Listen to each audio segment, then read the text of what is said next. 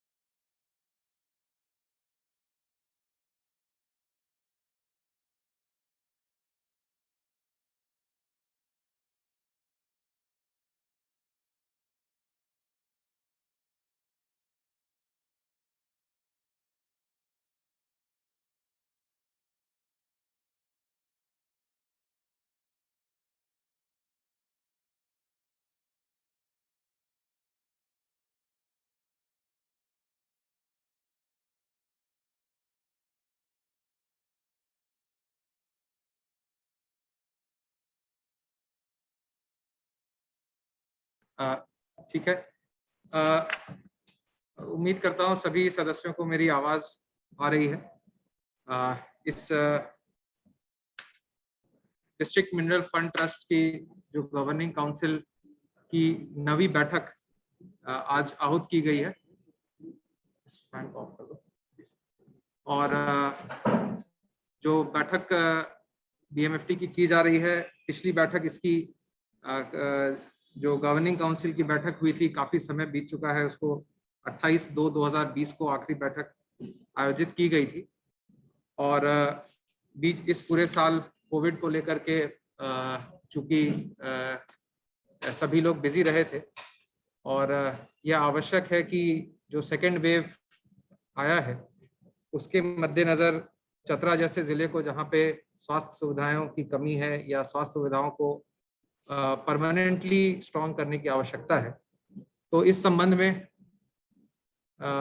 ये governing council की बैठक आहूत की गई है। लास्ट गवर्निंग काउंसिल से जो कुछ बदलाव आए हैं नियमों में, उसको लेकर के मैं सदस्यों को अवगत कराना चाहूँगा।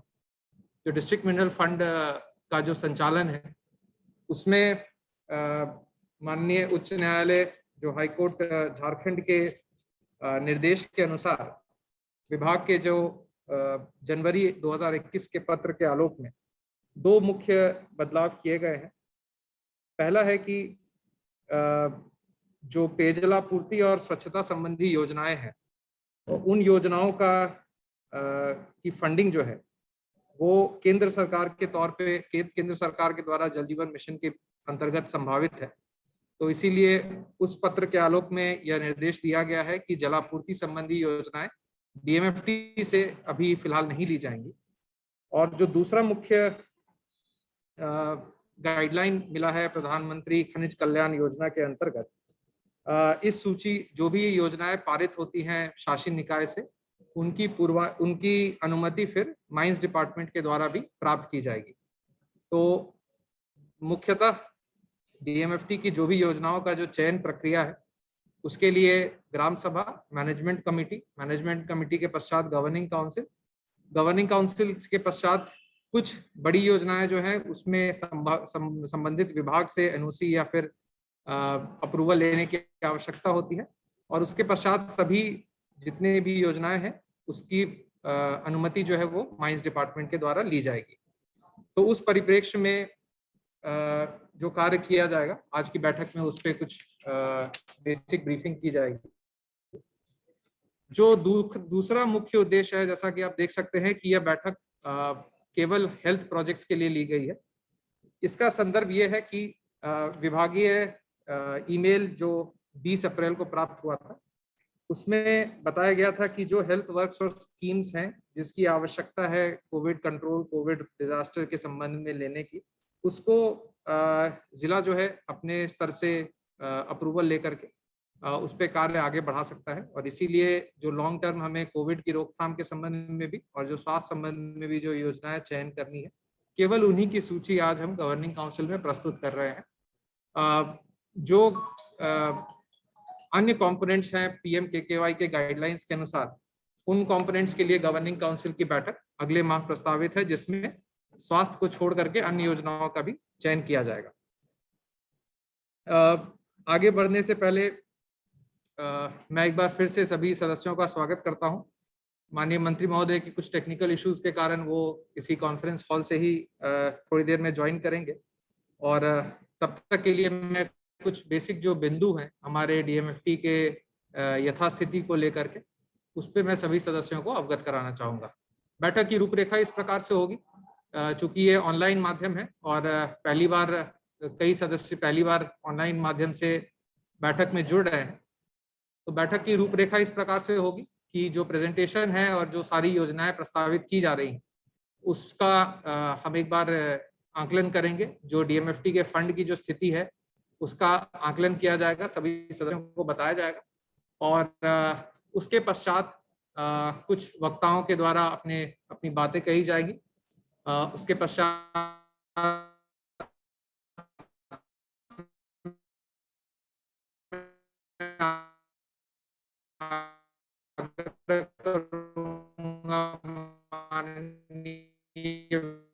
विधायक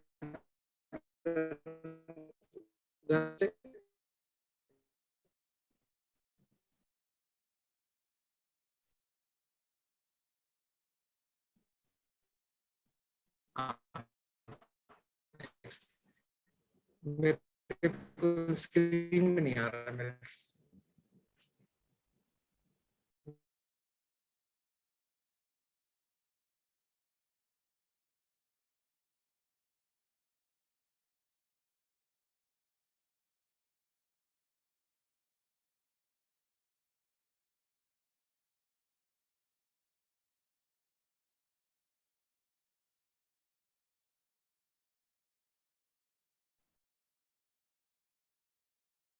ये बेसिक भौगोलिक स्थिति जो हमारे की है, सभी लोग अवगत है। इसमें डायरेक्टली अफेक्टेड ब्लॉक्स का जो चयन किया गया है गवर्निंग काउंसिल के द्वारा पूर्व में,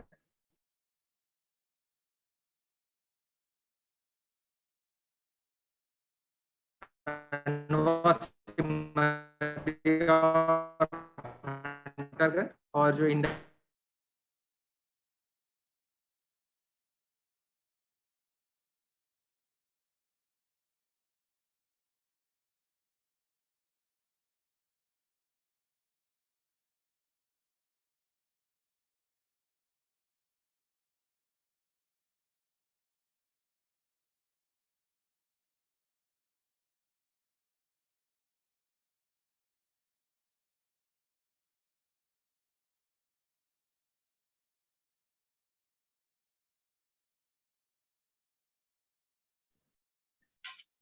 कुछ तकनीकी इश्यूज है, माफी चाहूंगा।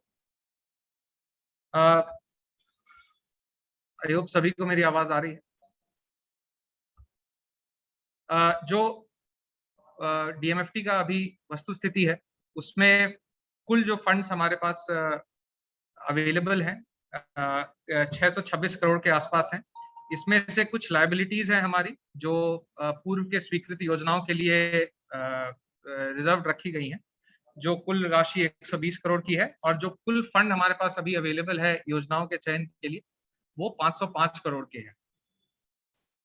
इसमें इसका एक डिटेल ब्रेकअप भी है, जो व्हाट्सएप के माध्यम से कई सदस्यों को भी उपलब्ध कराया गया है, और वीडियो टंडवा के माध्यम से भी अन्य जो सदस्य हैं टंडवा के, उन्हें भी उपलब्ध कराया गया है। इस पे यदि किसी को कोई चर्चा करनी होगी तो बैठक के बाद पे कर सकते हैं।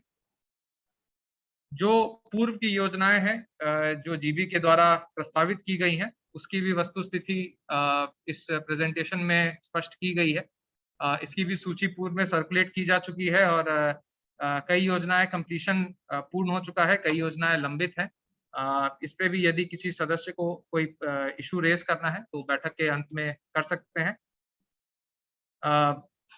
ये सारी योजनाएं मुख्यतः जलापूर्ति से संबंधित कई infrastructure projects, health related projects, समाज कल्याण और शिक्षा विभाग से संबंधित है।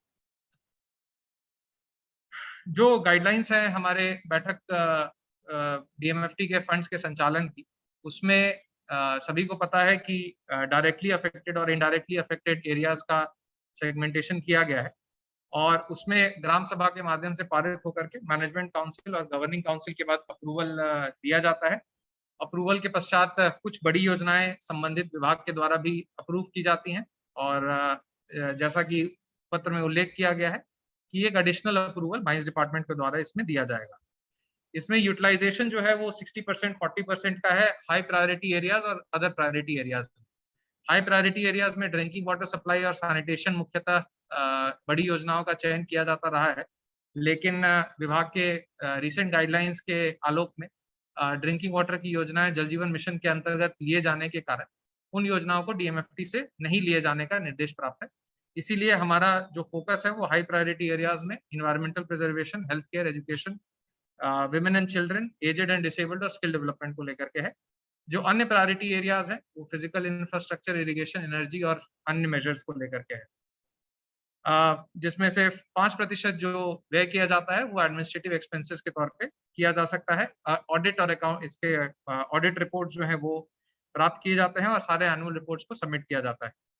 इसमें बताना चाहूंगा कि जो राशि हमारे पास अभी उपलब्ध है, जिसका आकलन करीबन 505 करोड़ है, तो 60% जो हमें हाई प्रायोरिटी एरियाज में स्पेंड करना है वो कुल राशि 300 करोड़ की आती है, और जो अदर प्रायोरिटी एरियाज हैं वो करीबन 200 करोड़ की राशि आती है। इन अदर प्रायोरिटी एरियाज में मुख्यतः सड़क निर्माण इत्यादि कार्य आते हैं, इरिगेशन के कार्य आते हैं, एनर्जी के कार्य आते हैं। तो इनके लिए बैठक, जैसा मैंने कहा कि आगामी माह में इस बैठक जो अदर प्रायोरिटी एरियाज हैं और शेष बजट है उसके लिए एक अलग से बैठक अगले माह बुलाई जाएगी।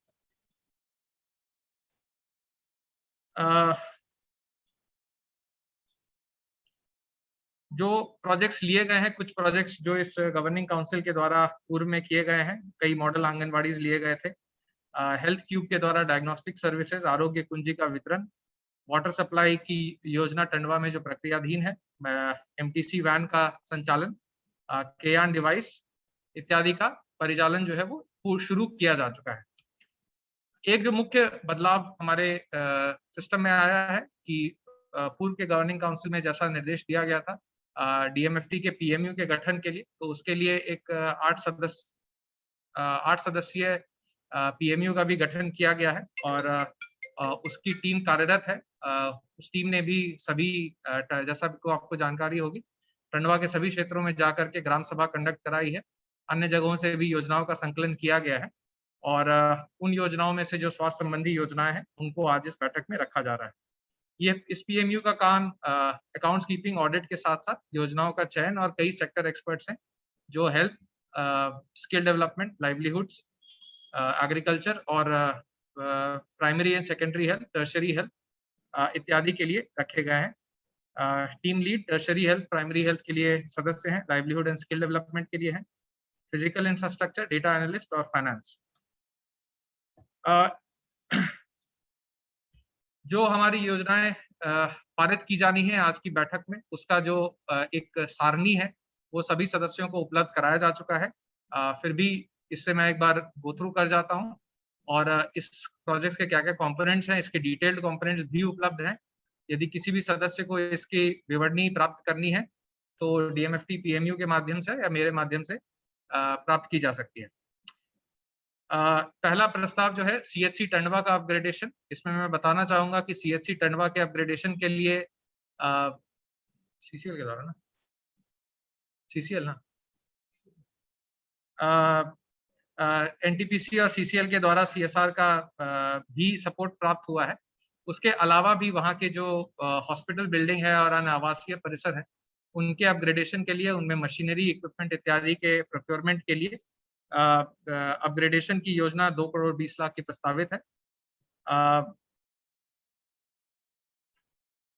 जो साथ ही साथ इसमें मैन पावर की जो आवश्यकता है, टंडवा CHC को एक ट्रॉमा सेंटर के रूप में भी कई एक्सीडेंट्स के केसेस आते हैं, वहां पर एक एक्टिव ट्रॉमा सेंटर के रूप में परिचालित करने के लिए तथा मानव संसाधन को IPHS स्टैंडर्ड के मानकों के रूप में बनाने के लिए कई डॉक्टर्स और पैरामेडिक स्टाफ तथा अन्य HR फैसिलिटीज की आवश्यकता रहेगी।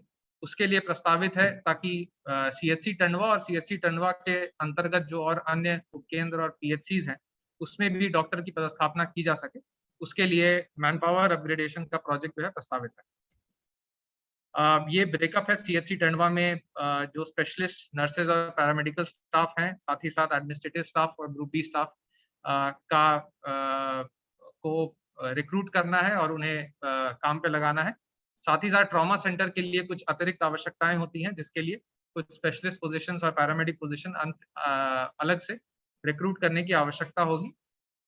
हमारा विजन है कि CHC टंडवा अपने आप में एक सेंट्रलाइज्ड और एक कंप्लीट हॉस्पिटल के रूप में उभर के सामने आए, और इसमें फिजिकल इंफ्रास्ट्रक्चर, मशीनरी और मैन पावर तीनों का रिक्वायरमेंट है, जो इस गवर्निंग काउंसिल के सामने प्रस्तावित है।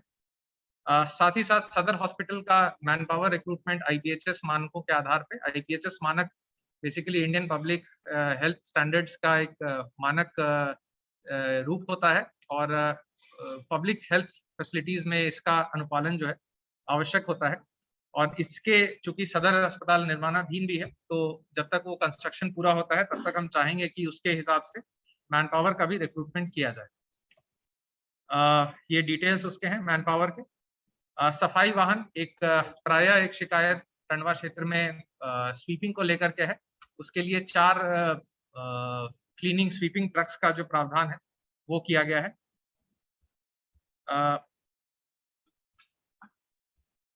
रेफरल हॉस्पिटल सिमरिया, ये एक सिमरिया क्षेत्र में चूंकि रेफरल हॉस्पिटल की बिल्डिंग काफी खराब हो चुकी है, तो एक नए हॉस्पिटल प्रांगण की आवश्यकता है। इसके लिए बिल्डिंग कॉर्पोरेशन से प्रस्ताव प्राप्त हुआ है।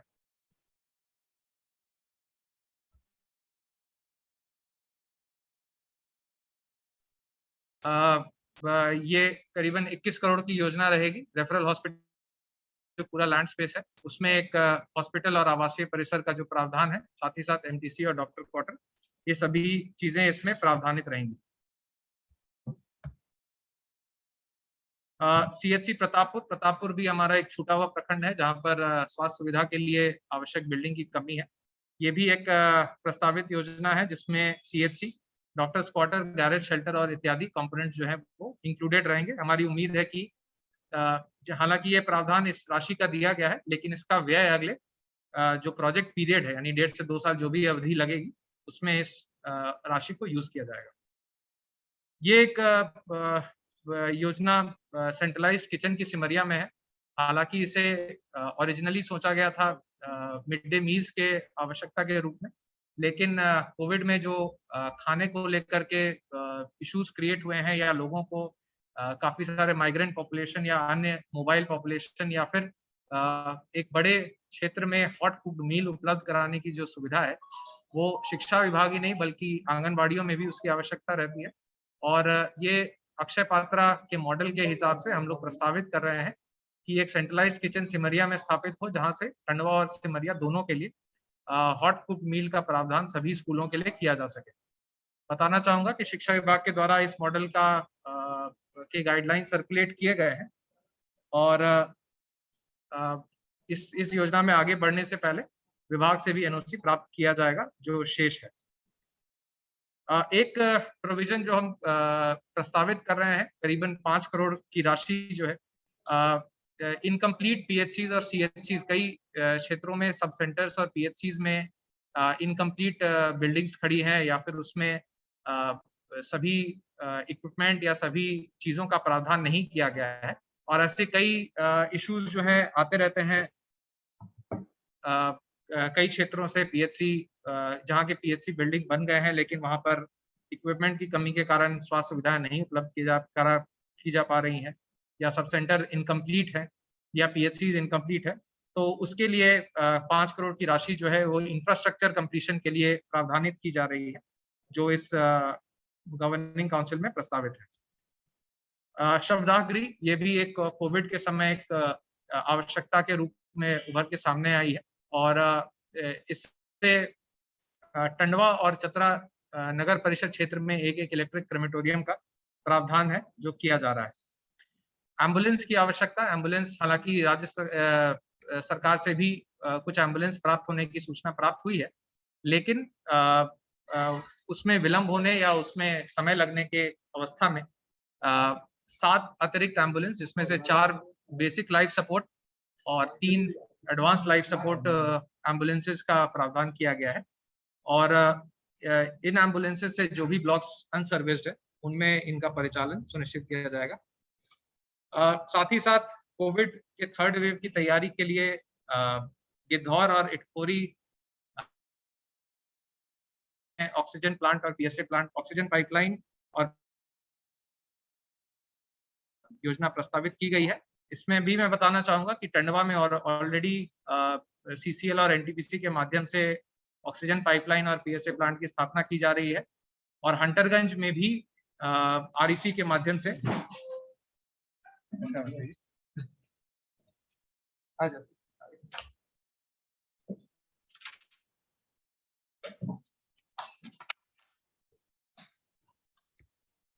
मैं इस बैठक में माननीय मंत्री जी का भी स्वागत करूंगा।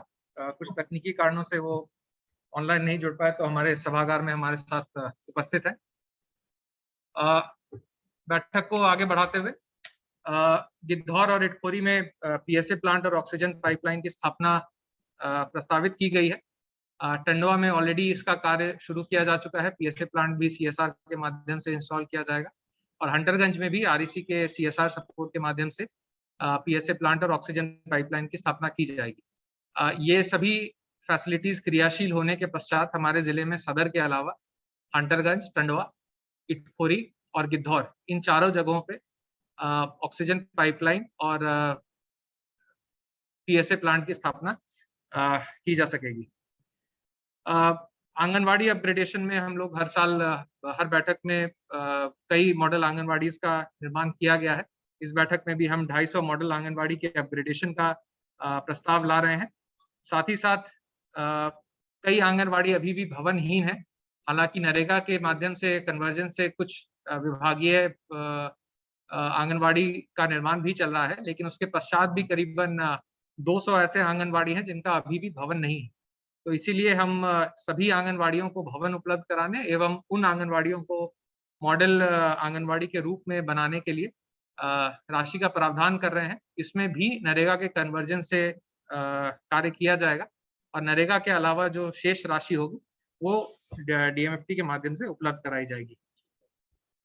इसी के साथ साथ कुल 50 ये एक इश्यूज आ रहे हैं कि कई जगहों पे जमीन की कमी या जमीन पे विवाद के कारण जो फुल स्केल आंगनवाड़ी भवन निर्माण है वो संभव नहीं हो पा रहा है और साथ ही साथ इन क्षेत्रों में कई एजेंसीज के द्वारा प्रीफैब स्ट्रक्चर के द्वारा जल्दी आंगनवाड़ी निर्माण एवं काफी एक स्टडी स्ट्रक्चर बनाया जा सकता है। उसके लिए हम एक 50 आंगनवाड़ी प्रीफैब मॉडल में जो सोलर पावर के आधारित है उसके निर्माण की का प्रस्ताव इस बैठक में ला रहे हैं। अगला प्रस्ताव क्लिनिकल बेड्स इन आंगनवाड़ी सेंटर। आंगनवाड़ी केंद्रों में जैसा आप जानते हैं VHND का कार्य किया जाता है, village health and nutrition day, और उसमें गर्भवती महिलाओं की जांच भी की जाती है, जो अभी एक बहुत ही अनसैनिटरी और एक अनसपोर्टेड फॉर्म में किया जा रहा है। ये प्रावधान एक क्लिनिकल बेड हर एक आंगनवाड़ी में उपलब्ध कराने का है, ताकि VHND के दिन जो जांच की जानी है प्रेग्नेंट महिलाओं की, वो एक डिग्निफाइड और एक अच्छे तरीके से हो सके, और जो फीटल डॉपलर या अन्य जो भी जांच की जाती है उसके लिए इसका एक महत्वपूर्ण पार्ट भी रहेगा।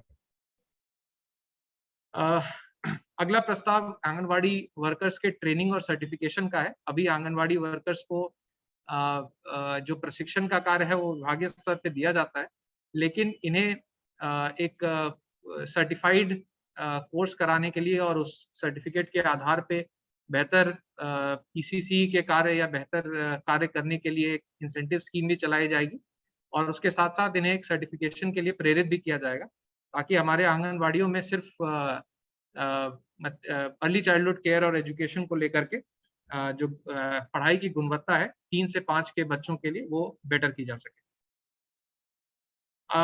अगला प्रस्ताव आंगनवाड़ी सेंटर्स में सभी केंद्रों में बिजली उपलब्ध कराना, बिजली सौर ऊर्जा से उपलब्ध कराना। इसके लिए हर एक आंगनवाड़ी सेंटर पे 5 किलोवाट का 5 किलोवाट का प्लांट का प्रावधान किया गया है, जो जेरेडा के माध्यम से किया जाएगा।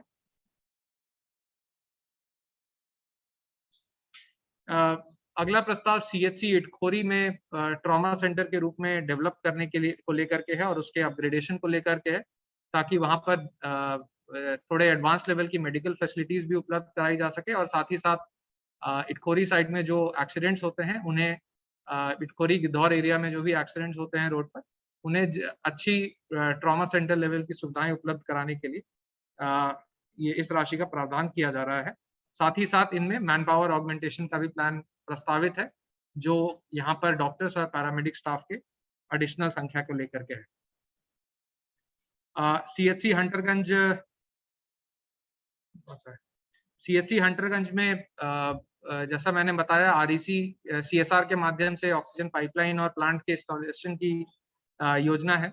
उसके अलावा वहां पर चूंकि नई बिल्डिंग तैयार हो चुकी है, तो वहां पर मेडिकल इक्विपमेंट, एम्बुलेंस उपलब्धता, डायग्नोस्टिक लैब और पीडियाट्रिक सेक्शन बनाने की आवश्यकता है, और उसके एक्सपेंशन की आवश्यकता है, क्योंकि हंटरगंज में एक अच्छे CHC के निर्माण से प्रतापपुर कुंदा के लोगों को भी लाभ मिलेगा, जो अन्य जगहों पे उन्हें एक्सेसिबिलिटी की इश्यूज आते हैं। तो हंटरगंज CHC के बेड एक्सपेंशन को लेकर के, वहाँ पे एक फुल फ्लेजेड डायग्नोस्टिक लैब के इंस्टॉलेशन को लेकर के और एक डेडिकेटेड ब्लड डोनेशन सेंटर के इस्टेब्लिशमेंट को लेकर के ये प्रस्ताव उपलब्ध कराया जा रहा है। साथ ही साथ CHC हंटरगंज को भी एक मानक सेंटर के रूप में लाने के लिए मैन पावर की व्यवस्था के लिए भी योजना प्रस्तावित की जा रही है। थर्ड वेव में जो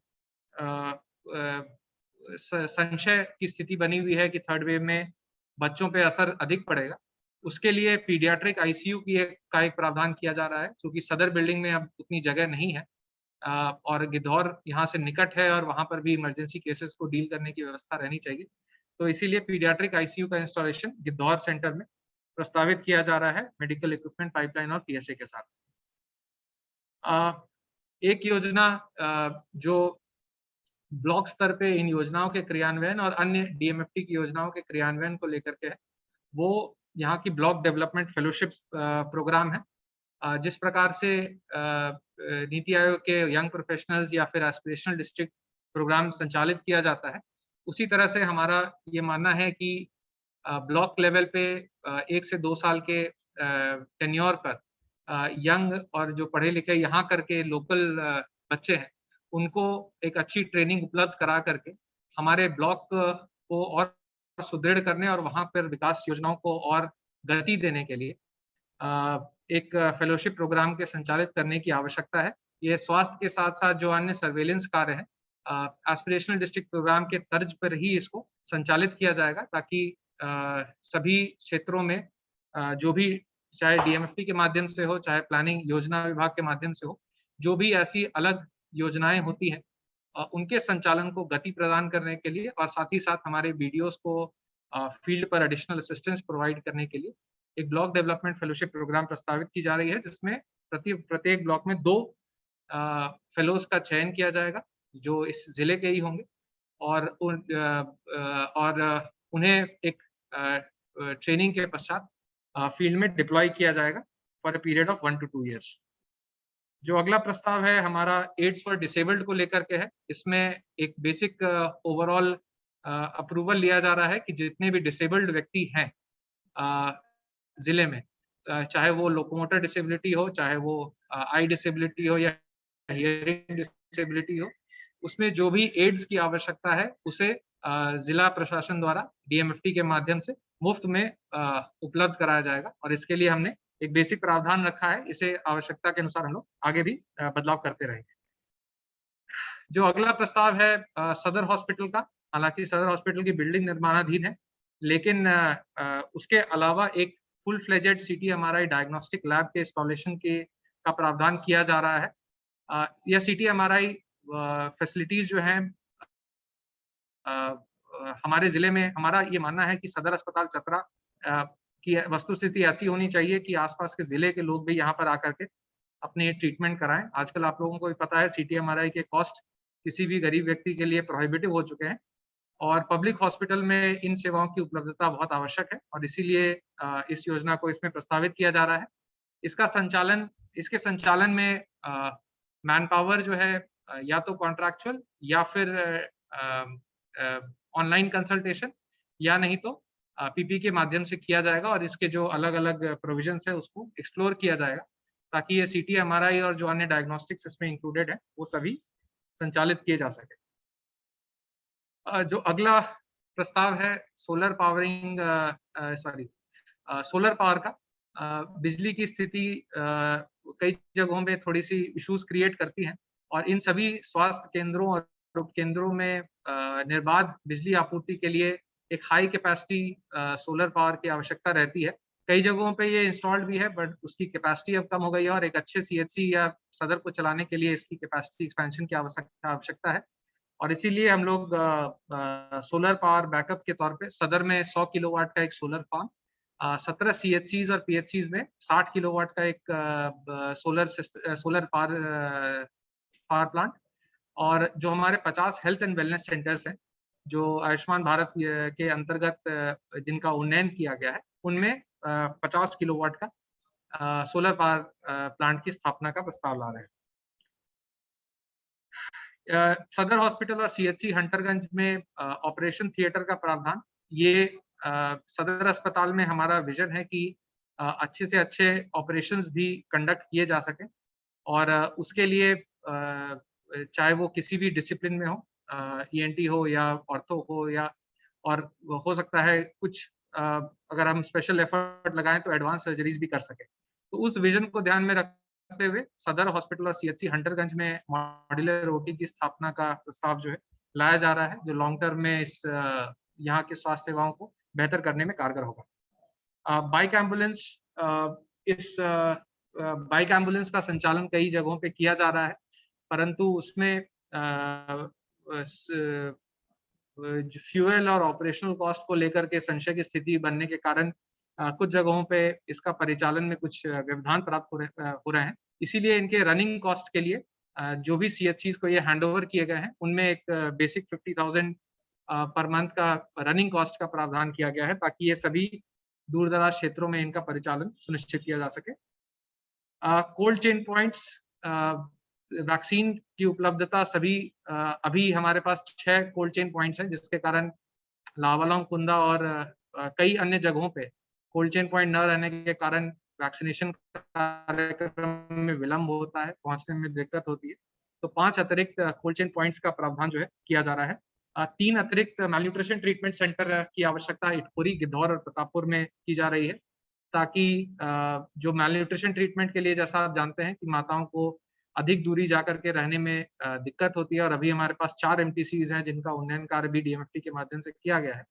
3 अतिरिक्त MTCs का निर्माण कार्य किया जाएगा ताकि इन प्रखंडों और आसपास के प्रखंडों की महिलाएं भी अपने बच्चों को ला करके यहाँ पर स्वास्थ्य लाभ ले सकती है। 14 मुख्यमंत्री दाल भात केंद्र मॉडल के रूप में बनाने के लिए इसे एक प्रस्ताव लाया जा रहा है। जो अभी दाल भात केंद्र है उसको हमारा ये विजन है कि जो भी दाल भात केंद्र हो वो एक हाइजीनिक कंडीशन में अच्छे इक्विपमेंट के साथ और अच्छे पैकेजिंग और अच्छी सुविधाओं के साथ लैस हो, और वो एक बृहद स्तर पर सभी ब्लॉक हेडक्वार्टर्स में लोगों को सस्ता और अच्छा खाना खिला सकें, और उसके लिए मॉडल मुख्यमंत्री दाल भात केंद्र का निर्माण का प्रस्ताव जो है लाया जा रहा है। अगला प्रस्ताव थैलेसीमिया डे केयर सेंटर का है। थैलेसीमिया से कई बच्चे अभी हमारे सदर अस्पताल में आते हैं, लेकिन उन्हें एक अलग से स्पेस की आवश्यकता है, अलग से जगह की आवश्यकता है। सदर अस्पताल परिसर में कुछ खाली बिल्डिंग्स है जिसको रेट्रोफिट करके और उसमें बेड्स और बेसिक मेडिकल इक्विपमेंट लगा करके थैलेसीमिया के से पीड़ित जो बच्चे हैं उन्हें रेगुलर हर सप्ताह, हर 2 सप्ताह पे ब्लड ट्रांसफ्यूजन की आवश्यकता रहती है। उनकी आवश्यकताओं को देखते हुए एक थैलेसीमिया डे केयर सेंटर का प्रावधान किया जा रहा है।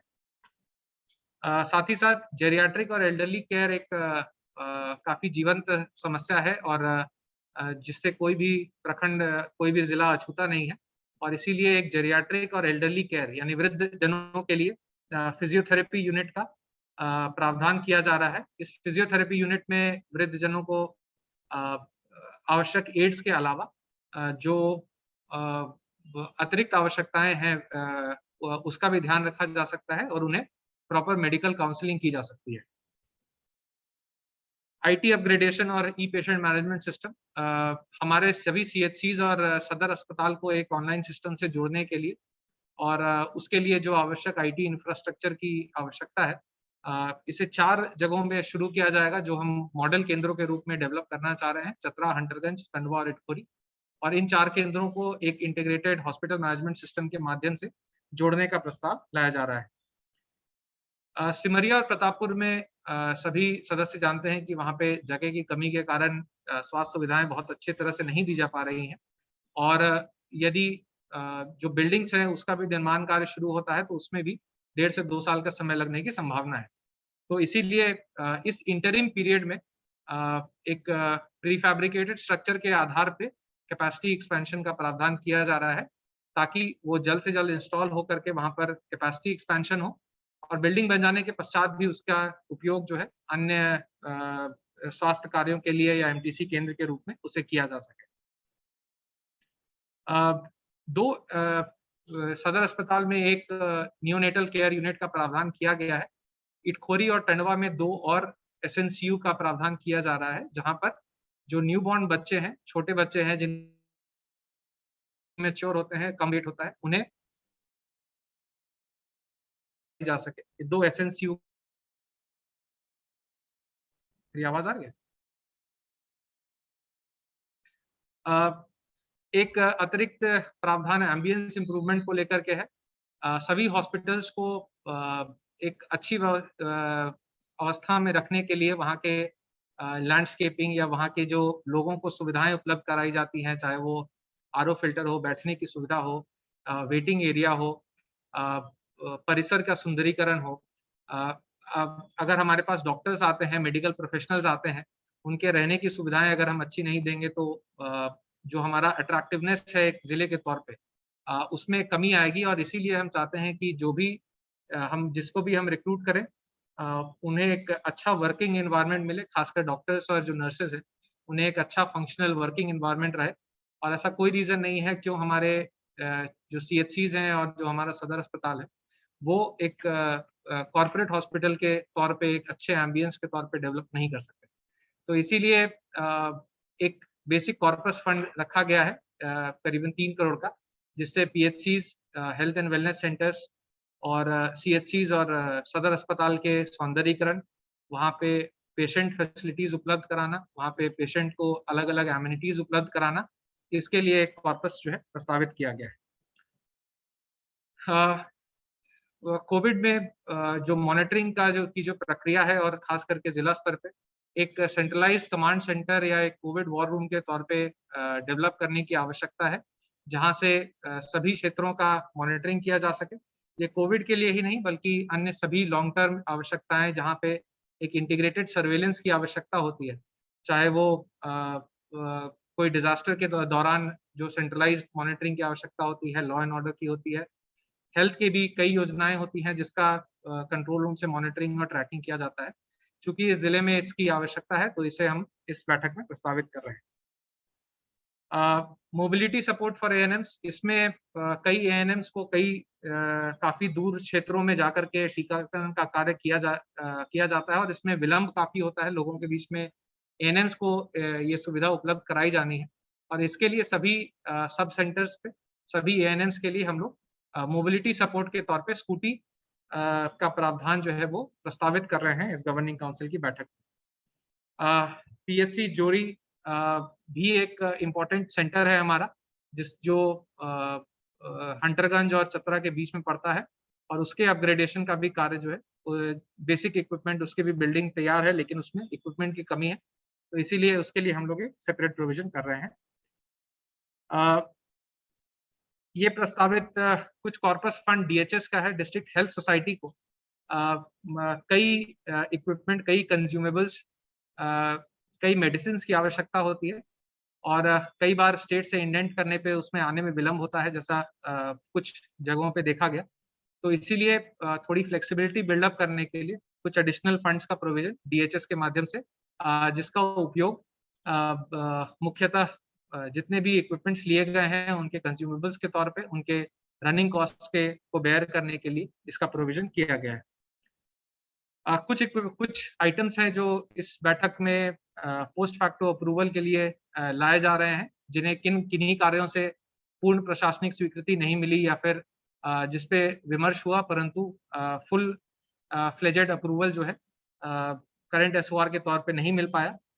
पहला है इक्विपमेंट फॉर बैटलिंग कोविड-19। इसमें कुछ व्यय जो है कोविड को देखते हुए वेंटिलेटर, ह्यूमिडिफायर और बाईपैप का क्रय जो है कोविड के दौरान जल्द से जल्द किया जाना था, उसका पोस्ट फैक्टो अप्रूवल के लिए इस बैठक में हम लोग प्रस्तावित कर रहे हैं। कुछ डॉक्टर्स हायर किए गए थे, जैसा आप जानते हैं, सभी सदस्यों को भी सर्कुलेट किया गया था कि कुछ मेडिकल ऑफिसर, स्टाफ नर्सेज और लैब टेक्नीशियंस को रिक्रूट किया गया है जो ज्वाइन भी कर चुके हैं और जिनके कारण हमारा डीसीएचसी और हमारे ट्रूनैट मशीन में जो टेस्टिंग की जो कैपेसिटी है वो भी बढ़ी है। इसका भी एक पोस्ट फैक्टो अप्रूवल लिया जा रहा है। झारनेट वीसी बिल्डिंग का निर्माण कार्य जो किया गया है उसका एक प्रशासनिक स्वीकृति मैनेजमेंट कमेटी से प्राप्त थी, गवर्निंग काउंसिल में अप्रूवल के लिए पेंडिंग था पिछले 1 साल से, उसके हम इस बैठक में प्रस्तावित कर रहे हैं।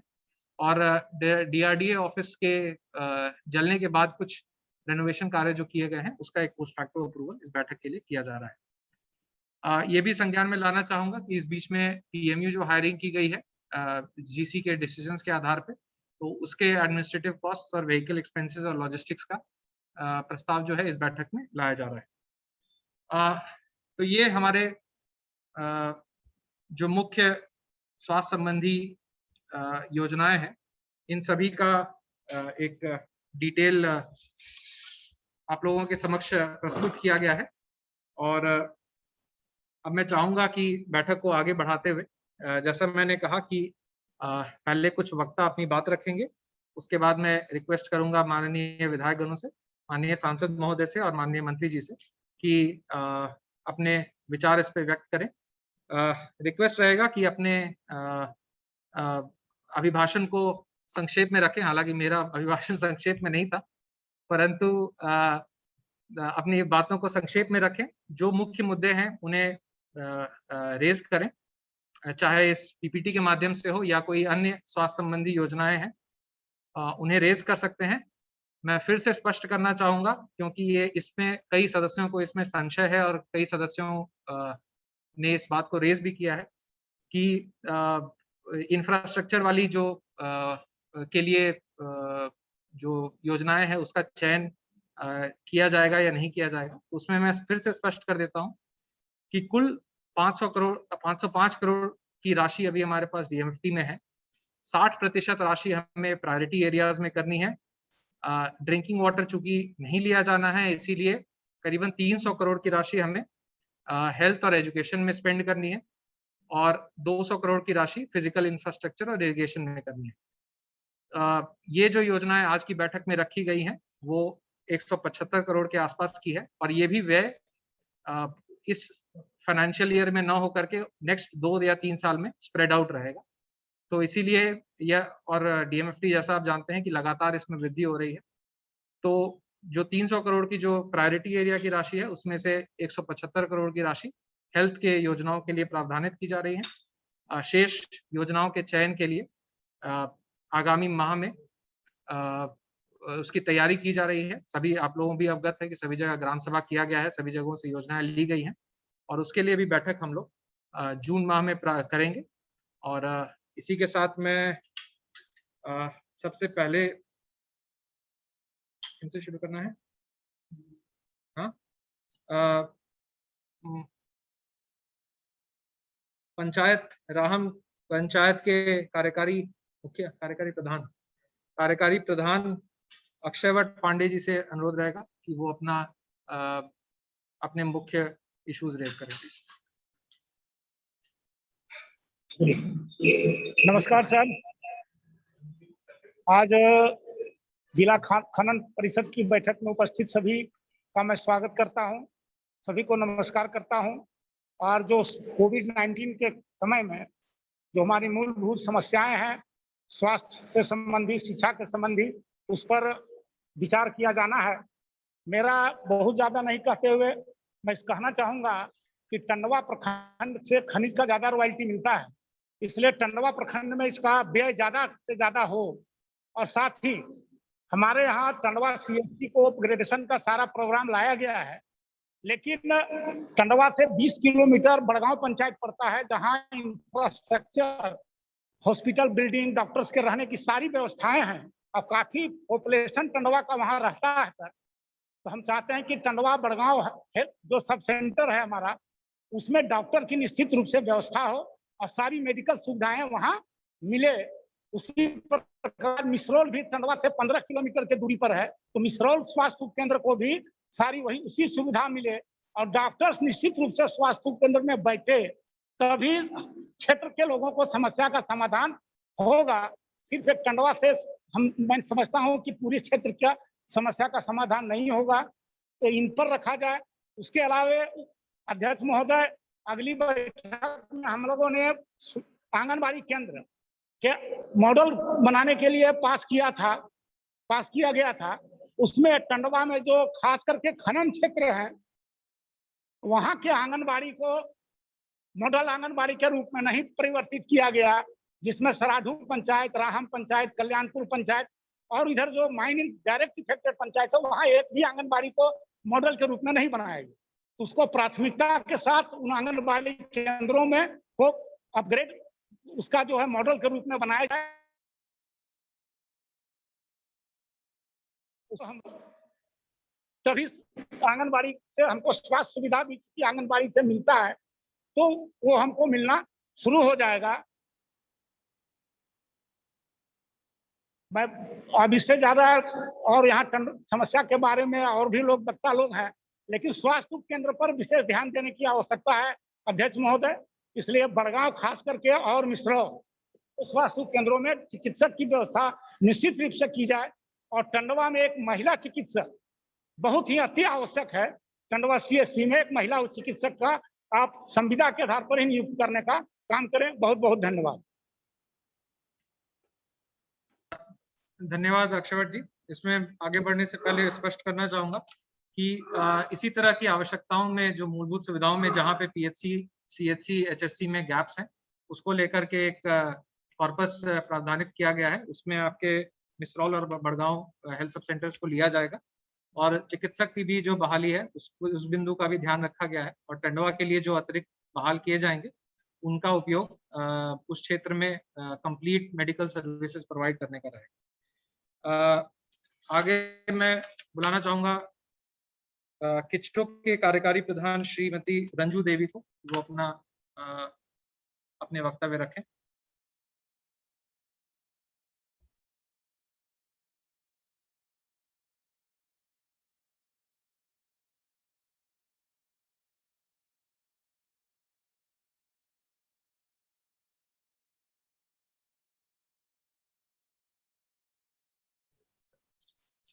आई थिंक रंजू देवी जी अभी नहीं है। बचरा नॉर्थ से कार्यकारी प्रधान श्रीमती गुंजन कुमारी से अनुरोध रहेगा कि वो अपने मुख्य बिंदु रखें प्लीज। सभी को मेरा नमस्कार सर। आज डीएमएफटी की बैठक में बैठक की अध्यक्षता कर रहे हैं डीसी साहब और विधायकगण, सभी प्रतिनिधिगण और अधिकारियों को मेरा नमस्कार। सर, जो यहाँ पर बचरा नगर निकाय में 2 पंचायत को लिया गया है, नॉर्थ और साउथ, लेकिन दुर्भाग्य है सर कि अभी हम लोग कोविड-19 में लोगों को कोई भी हेल्प नहीं कर पा रहे हैं। हम लोग यहाँ पे अगर कोई गंभीर अवस्था में होता है तो ना यहाँ पे ऑक्सीजन युक्त बेड है, जबकि यहाँ सीसीएल अधिकृत क्षेत्र है, लोग कोयले से प्रभावित हैं और यहाँ पे ऑक्सीजन का कोई प्लांट या किसी तरह की व्यवस्था नहीं है सर। एक रीजनल हॉस्पिटल है जिसके भरोसे हम लोगों को छोड़ देते हैं और लोग आए दिन यहाँ पर बहुत सारे कोविड-19 क्योंकि लोगों को ट्रीटमेंट कराने रांची भागना होता है और इस बीच में बहुत सारी घटनाएं हो जाती हैं, लोगों की मृत्यु हो जा रही है, लोगों को टाइम पे ट्रीटमेंट नहीं मिल पा रहा है। सर, मेरा आग्रह होगा कि यहाँ पर ऑक्सीजन युक्त बेड का व्यवस्था कराया जाए। यहाँ पर सैनिटाइज अभी तक पूरे पंचायत में कहीं नहीं हो पाया है, चूंकि हम लोगों के पास फंड ही नहीं है और बचरा नगर पंचायत को कोविड-19 के लिए फंड को रिलीज किया जाए जिससे हम लोग यहाँ साफ सफाई या फिर सैनिटाइज का काम कर सके। सर, मैं एक चीज कहना चाहूंगी कि यहाँ पे स्वास्थ्य उपकेंद्र की बहुत ही जरूरत है। यहाँ पर 6 पंचायत है आसपास में, लेकिन यहाँ लोगों को अगर जाना हो तो चतरा, हजारीबाग और ये रांची जाना पड़ता है, जिससे लोगों को बहुत परेशानी होती है। यहाँ पे सर स्वास्थ्य उपकेंद्र खोला जाए और यहाँ पे सर मैं एक चीज और रखना चाहूंगी कि बचरा में अब तक सिर्फ एक मतलब मॉडल आंगनबाड़ी का निर्माण हुआ ही नहीं है। यहाँ पर 6 आंगनबाड़ी है लेकिन एक भी मॉडल आंगनबाड़ी नहीं है, चूंकि मेरा नॉर्थ पंचायत ग्रामीण इलाका है और जब ये योजनाएं ली जा रही हैं तो इसमें इस चीज को ध्यान में रखा जाए। हेल्थ से रिलेटेड सर अभी तक कोविड हम लोगों का काबू में नहीं आ पाया है। दूसरी बहुत बड़ी इश्यू आ गई है सर, 45+ वाले लोगों का वैक्सीन मिल रहा था और उसमें अभी दूसरा डोज लोगों को नहीं मिल पा रहा है। कभी लोगों को ये आता है मैसेज कि 28 दिनों में लेना है, कभी मैसेज आता है कि 42 डेज में लेना है, कभी आ रहा है कि 84 डेज में। लोगों का बार बार कॉल आ रहा है कि क्या हम लोगों को वैक्सीन नहीं मिलेगा। दूसरी बात है सर कि यहाँ पर कल आज के न्यूज़पेपर में आया है, सर उसको देखा जा सकता है और मैं आपसे रिक्वेस्ट करूंगी कि उसको संज्ञान में लिया जाए। 18+ वाला जो वैक्सीन पड़ रहा है बचरा एरिया अस्पताल में, उसमें सर लापरवाही देखने को मिली है, चूंकि स्लॉट लोग बुक कर रहे हैं और कल 65 यहाँ पर वैक्सीन आया हुआ था। लोग यहाँ से हल्ला गुल्ला करते हुए 20-25 लोग ऐसे ही चले गए। सर एक चीज मैं कंप्लेन कर रही हूँ कि बगल के पंचायत के मुखिया के जो पति हैं वहां पर बैठ के यूट्यूब चैनल को सब्सक्राइब किया जा रहा है पर्ची के नाम पे। ये सर वैक्सीन में और कोरोना में इस तरह का नहीं होना चाहिए। इस चीज का मैं आपसे, आप गार्जियन हैं जिला का, इसको मॉनिटरिंग किया जाए और पुनः मैं आग्रह करूंगी सर कि स्वास्थ्य और शिक्षा पे यहाँ व्यवस्था दिया जाए, क्योंकि जिस तरह का फैसिलिटी मिलना चाहिए बचरा नगर पंचायत को उस तरह की फैसिलिटी यहाँ नहीं मिल पा रही है। हम चाह कर भी कोविड में लोगों को मदद नहीं कर पा रहे हैं। धन्यवाद सर।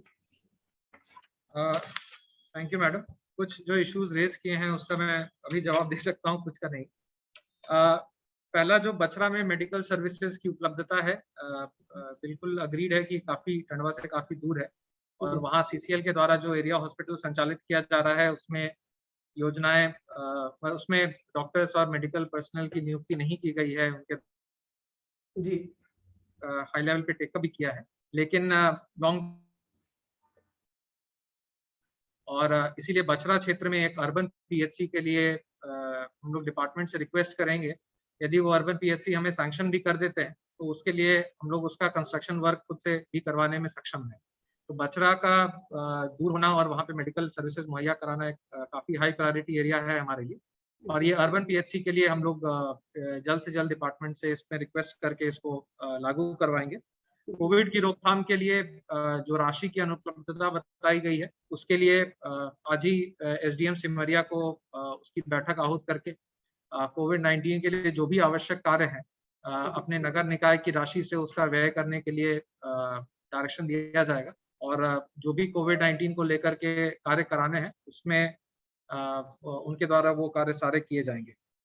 ऑक्सीजन केयर को लेकर के बछरा में कुछ ऑक्सीजन कॉन्सेंट्रेटर्स उपलब्ध कराए गए हैं, बट स्वास्थ्यकर्मी न होने के कारण कुछ अनविलिंगनेस दिखाया गया है सीसीएल के द्वारा। इसको हम लोग 1-2 दिनों में रिजॉल्व कर लेंगे। और 45 प्लस के वैक्सीन में सभी सदस्यों को बता दूं कि ये जो गाइडलाइंस चेंज हो रहे हैं, ये गाइडलाइंस हमारी शक्ति में नहीं है चेंज करने की। और कोविड-19 भी एक नई बीमारी है, इसका रोकथाम, इसके वैक्सीन के लिए भी गाइडलाइंस जो है रेगुलरली रिवाइज हो रहे हैं। और जब 28 दिन शुरू में ये माना गया था कि 28 दिन के बाद लगाना है, और धीरे धीरे जो लेटेस्ट गवर्नमेंट ऑफ इंडिया के रिसर्च के आधार पे जो गाइडलाइंस प्राप्त हुए हैं उसमें यही बताया गया है कि 84 डेज यानी 84 दिनों के बाद कितना 12 से कितना 12 वीक्स यानी कि अराउंड 4 में 3 महीने का अंतराल रहेगा फर्स्ट और सेकंड डोज के बीच में। इसमें कोई संशय नहीं होना चाहिए। हालांकि मैसेजिंग में दिक्कत आती है इसके कारण, लेकिन आप ही लोगों पे हम लोग रिलाई करते हैं कि लोगों को इसकी जानकारी बताएं और इसका रेलेवेंस बताएं कि सेकंड डोज अगर आप 12 वीक्स के बाद लेते हैं तो इसके कारण आपका प्रोटेक्शन ज्यादा रहता है। और ये गाइडलाइंस भी इसीलिए रिवाइज की जाती हैं ताकि लोगों को अधिक से अधिक प्रोटेक्शन मिल सके। तो इसके लिए थोड़ा मैसेजिंग में इश्यूज आते हैं, बट उसको हम लोगों को हैंडल करना है एज पब्लिक सर्वेंट्स और एज पब्लिक रिप्रेजेंटेटिव्स। हमारा ये काम है लोगों को ये अच्छे से कम्युनिकेट करना। इसमें 45 प्लस में कोई शॉर्टेज का भी कोई इशू नहीं है। जब भी ड्यू रहेगा सेकंड डोज के लिए 84 डेज के बाद, वहाँ पे आप लोग अपने MRIC या अपने BDO से बात करके कैंप लगा सकते हैं और वहाँ लोगों को 12 वीक्स के अंतराल के बाद सेकंड डोज लगवा सकते हैं। Thank you madam. अब बछरा साउथ से मैं रिक्वेस्ट करूंगा रीना देवी जी से कि वो अपने वक्तव्य संक्षेप में रखें। हेलो, हाँ, आज DMFT फंड में जितने भी सदस्य जुड़े हुए हैं उनको मैं प्रणाम और जोहार करती हूँ सर। आज कोविड-19 के दौर में हमारे यहाँ बछरा दक्षिण पंचायत में टेस्टिंग भी काफी अच्छा हो रही है सर, और वैक्सीनेशन भी काफी अच्छे तरीके से। और मैं BDO साहब को और CO साहब को और हमारे डॉक्टर बलराम मुखी, ANM सैया, नर्स, सभी लोग को मैं बहुत बहुत धन्यवाद देती हूँ सर। उन्होंने मेरे यहाँ काफी अच्छे तरीके से टेस्टिंग और वैक्सीन करवा रहे हैं सर। और मैं कहना चाहूंगी सर कि जो प्रॉब्लम है बछरा साउथ पंचमी है, ये सब आपने बताया सर, तो ऑक्सीजन की कमी जो है वो होने वाली है। और मैं सबसे पहले ये बात करना चाहती हूँ कि मेरे पंचायत में एक भी आंगनबाड़ी केंद्र नहीं है सर, जिससे लोगों को कोई सुविधा नहीं मिलती है। यहाँ जो एक रीजनल हॉस्पिटल है सर, वहाँ पर एम्प्लॉय लोग को मतलब अच्छे से ट्रीटमेंट होती है सर, लेकिन प्राइवेट लोगों को काफी दिक्कत होती है। जो गरीब तबके की महिलाएं हैं, जो डिलीवरी पेशेंट हैं, उनको भी काफी दिक्कत होती है। तो हम चाहते हैं कि हमारे पंचायत में एक स्वास्थ्य केंद्र हो जिससे लोगों को सुविधा मिले। और अभी जो टीकाकरण हो रही है सर बछरा हॉस्पिटल में ही होती है, तो उन लोगों को भी काफी दिक्कत होती है। ऐसे हम स्वास्थ्य उपकेंद्र होने के बाद ANM सही लोगों को भी। और मैं कहना चाहूंगी सर कि कोविड-19 के दौर में मैं एक वेबसाइट पर काम कर रहे हैं सर, क्योंकि अभी न्यूज के माध्यम से देखने से इतना क्राइसिस हुआ था सर, ऑक्सीजन का कमी, बेड का कमी। तो इसको देखते हुए हम लोग एक वेबसाइट पर काम कर रहे हैं सर, जिससे लोगों को काफी सुविधा मिलेगा उनसे। इसके चलते लोगों को मृत्यु हो जा रही थी कि ऑक्सीजन नहीं मिलता था, बेड नहीं मिलता था, तो इस पे वेंटिलेटर नहीं मिलती थी। तो इसके लिए हम एक वेबसाइट बना रहे हैं सर। जो लीड्स हैं वो वेबसाइट को वेरीफाइड और रिसोर्स करके हम लोग अपडेट करेंगे सर। अपडेट होने के बाद लोगों को काफी सुविधा पहुंचेगा। तो मेरा रिक्वेस्ट है सर इसके बारे में लोगों को बताने के लिए। अभी एक कंप्लेन आया सर कि YouTube चैनल सब्सक्राइब कर दे, तो मैं इतना कहना चाहूंगी सर कि हम अपने पंचायत के लोगों को सेवा दे रहे हैं सर। मैडम वो सब डिस्कशन का पॉइंट नहीं है। थोड़ा सा थोड़ा सा बात है सर कि हम अपने पंचायत के लोगों नहीं, को ये मीटिंग्स इन सब पॉइंट्स के डिस्कशन के लिए नहीं है। अगर यूट्यूब चैनल के बारे में हम लोग बताते हैं सर, किसी से ये नहीं करते हैं कि हमारा पंचायत का यूट्यूब चैनल है, वेबसाइट है, तो ये कोई गलत काम नहीं है, इशू नहीं है सर। तो हम कहेंगे सर हमारे यहाँ वैक्सीन भी बहुत अच्छा हो रही है और ट्रीटमेंट भी अच्छा चल रही है सर। और यहाँ ये जो मेरा अभी जो वेबसाइट बना रहे हैं सर, उसको हम अब डाले नहीं है सर, कुछ दिन में हम उसको कंप्लीट कर लेंगे। तो इस पर जो लोगों को दिक्कत होगी ऑक्सीजन का, बेड का,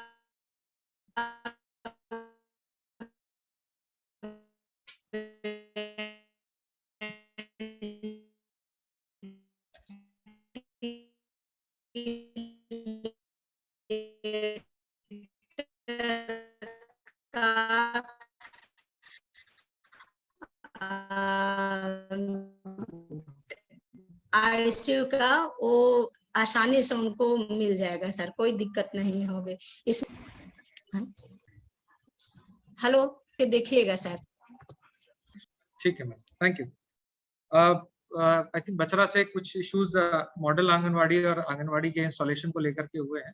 तो माइनिंग एरिया में चूंकि ये संशय रहता है कि माइनिंग एरिया में स्थायी निर्माण कैसे किया जाए या फिर उसमें निर्माण कार्य किया जा सकता है या नहीं, तो इसीलिए जो प्री फैब्रिकेटेड स्ट्रक्चर के माध्यम से आंगनवाड़ी निर्माण की बात की जा रही है, वो इसी खास करके उन्हीं क्षेत्रों के लिए की जा रही है, क्योंकि वो एक इजीली इंस्टॉल भी होता है और आने वाले समय में यदि वो खनन क्षेत्र में जाता भी है तो उसको फिर अनइंस्टॉल करके किसी और जगह पे आराम से शिफ्ट भी किया जा सकता है। तो इससे सरकारी राशि भी बचती है और जो लोगों को स्वास्थ्य सुविधाएं उपलब्ध की जानी है वो एक अच्छे सेटिंग में, एक अच्छे एम्बियंस में भी मिलता है। तो खास करके माइनिंग क्षेत्र में जहां पर भी इस तरह के लैंड इश्यूज के कारण स्थायी निर्माण नहीं हो पा रहे हैं आंगनवाड़ी के या मॉडल आंगनवाड़ी से, उनको हम लोग प्राथमिकता के तौर पे इन प्रीफैब्रिकेटेड आंगनवाड़ी जो देखने में भी अच्छा रहता है, एरियाज भी उसके बढ़िया रहते हैं और सोलर पावर्ड रहता है, तो इसीलिए उसमें किसी पे कोई रिलायंस भी नहीं रहता है, तो उन क्षेत्रों को हम लोग प्राथमिकता पे लेंगे। अब मैं रिक्वेस्ट करूंगा एक खनन पट्टाधारी के एक रिप्रेजेंटेटिव मिश्रौल के श्री कालीचरण सिंह से कि वो संक्षेप में अपने वक्तव्य रखें। जी नमस्कार सभी सदस्यों को मान्यवर। मैं आपकी बात को बड़ी गंभीरता से सुन रहा हूँ। बहुत से भविष्य में कार्य योजनाओं के बारे में विस्तृत से रखा गया। मैं केवल अपनी ओर से केवल एक बात ये कहना चाहूंगा, चतरा हॉस्पिटल जिला मुख्यालय का केंद्र बिंदु है। एक्सरे का यहाँ जो टेक्नीशियन है या पता नहीं जो सिविल सर्जन द्वारा व्यवस्था है, वो 3 बजे के बाद बंद कर दिया जाता। कोई व्यक्ति अगर 3:30 बजे एक्सीडेंट करे तो 18 घंटों के बाद एक्सरे गया तभी तो ट्रीटमेंट होगा। तो मुझे लगता है कि उसको सिविल सर्जन साहब को थोड़ा कहिए कि कम से कम या तो प्रशासनिक व्यवस्था से कुछ ऐसा कोई दूसरा टेक्नीशियन रखे, बहुत हमेशा अव्यवस्था होता है। दूसरा बात है कि सर वो अल्ट्रासाउंड वगैरह भी डिस्ट्रिक्ट हेडक्वार्टर वगैरह में अब तक नहीं है, और बहुत जैसे वेंटिलेटर है उसका इंस्टॉलमेंट के लिए भी मैं सुन रहा था कि उसकी टेक्नीशियन या उसको जो इंस्टॉल कर सकते या उसका जो ऑपरेट कर सके उसके लोगों की अपॉइंटमेंट होना है। लेकिन इस विपरीत परिस्थिति में तो सर जितना जल्दी हो सके, क्योंकि अप्रूवल कहीं से लेना होगा या कुछ करना होगा या गाइडलाइन झारखंड सरकार से लेना होगा तो बहुत टाइम लगेगा सर व्यवहारिक व्यवस्था। इसलिए हमको लगता है यथाशीघ्र इन परिस्थितियों पर ध्यान देते हुए चतरा हॉस्पिटल को जितना अच्छा सुदृढ़ किया जा सकता है, ताकि मुझे लगता है कि सर वो ज्यादा बेहतर होगा। मैं अपनी ओर से व्यक्तिगत ये राय दिया और मुझे लगता है कि आपके द्वारा जो वस्तुनिष्ठ रखा गया, मुझे बहुत भविष्य के भी कार्य योजना भी मैं देखा, सब सुन रहा था, बहुत अच्छा लगा। बहुत बहुत धन्यवाद। शुक्रिया कालीचरण जी, बहुत ही रेलेवेंट पॉइंट्स रेज किए हैं आपने। एक जो एक्सरे अभी तक संचालित की जा रही थी वो पीपीपी मोड में था, उसके वर्किंग आवर्स में चेक कर लूंगा, बट उसके अलावा एक पोर्टेबल एक्सरे का भी प्रोक्योरमेंट किया जा चुका है, जिससे किसी भी समय कोई भी एक्सीडेंट केस आता है तो उसका तुरंत एक्सरे किया जा सके। साथ ही साथ जो अन्य मशीन का परिचालन के संबंध में आपने पॉइंट्स रेज किए हैं, बात सही है। यहाँ पर वेंटिलेटर्स चूंकि नॉन इन्वेजिव फॉर्म में ही किए जा सकते हैं, बिना एनेस्थीसियोलॉजिस्ट के लिए के कोई भी इन्वेजिव वेंटिलेशन का कार्य काफी गंभीर होता है और काफी हाइजीनिक सर्कमस्टांसेस में ही किया जाना है, तो वो हम लोग सिर्फ लॉन्ग टर्म में ही देख सकते हैं। शॉर्ट टर्म में हमें नॉन इन्वेजिव वेंटिलेशन की जो मशीन्स हैं उनको हम क्रियाशील कर रहे हैं, कुछ क्रियाशील हो चुके हैं और कुछ को हम लोग कुछ ही इस सप्ताह में एक्टिवेट भी कर लेंगे। शुक्रिया कालीचरण जी। अब मैं रिक्वेस्ट करना चाहूंगा माननीय विधायक बड़का गांव श्रीमती अंबा प्रसाद जी से कि वो अपने वक्तव्य रखें।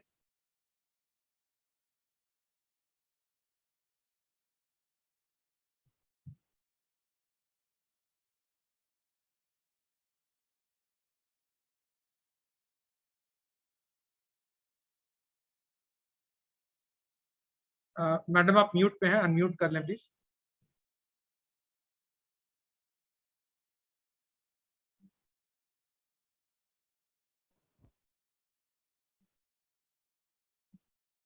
हाँ हाँ हेलो।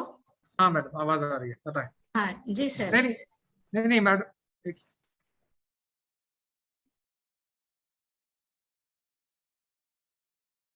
माननीय विधायक बड़का गांव आप म्यूट पे हैं, कृपया करके अनम्यूट कर लें।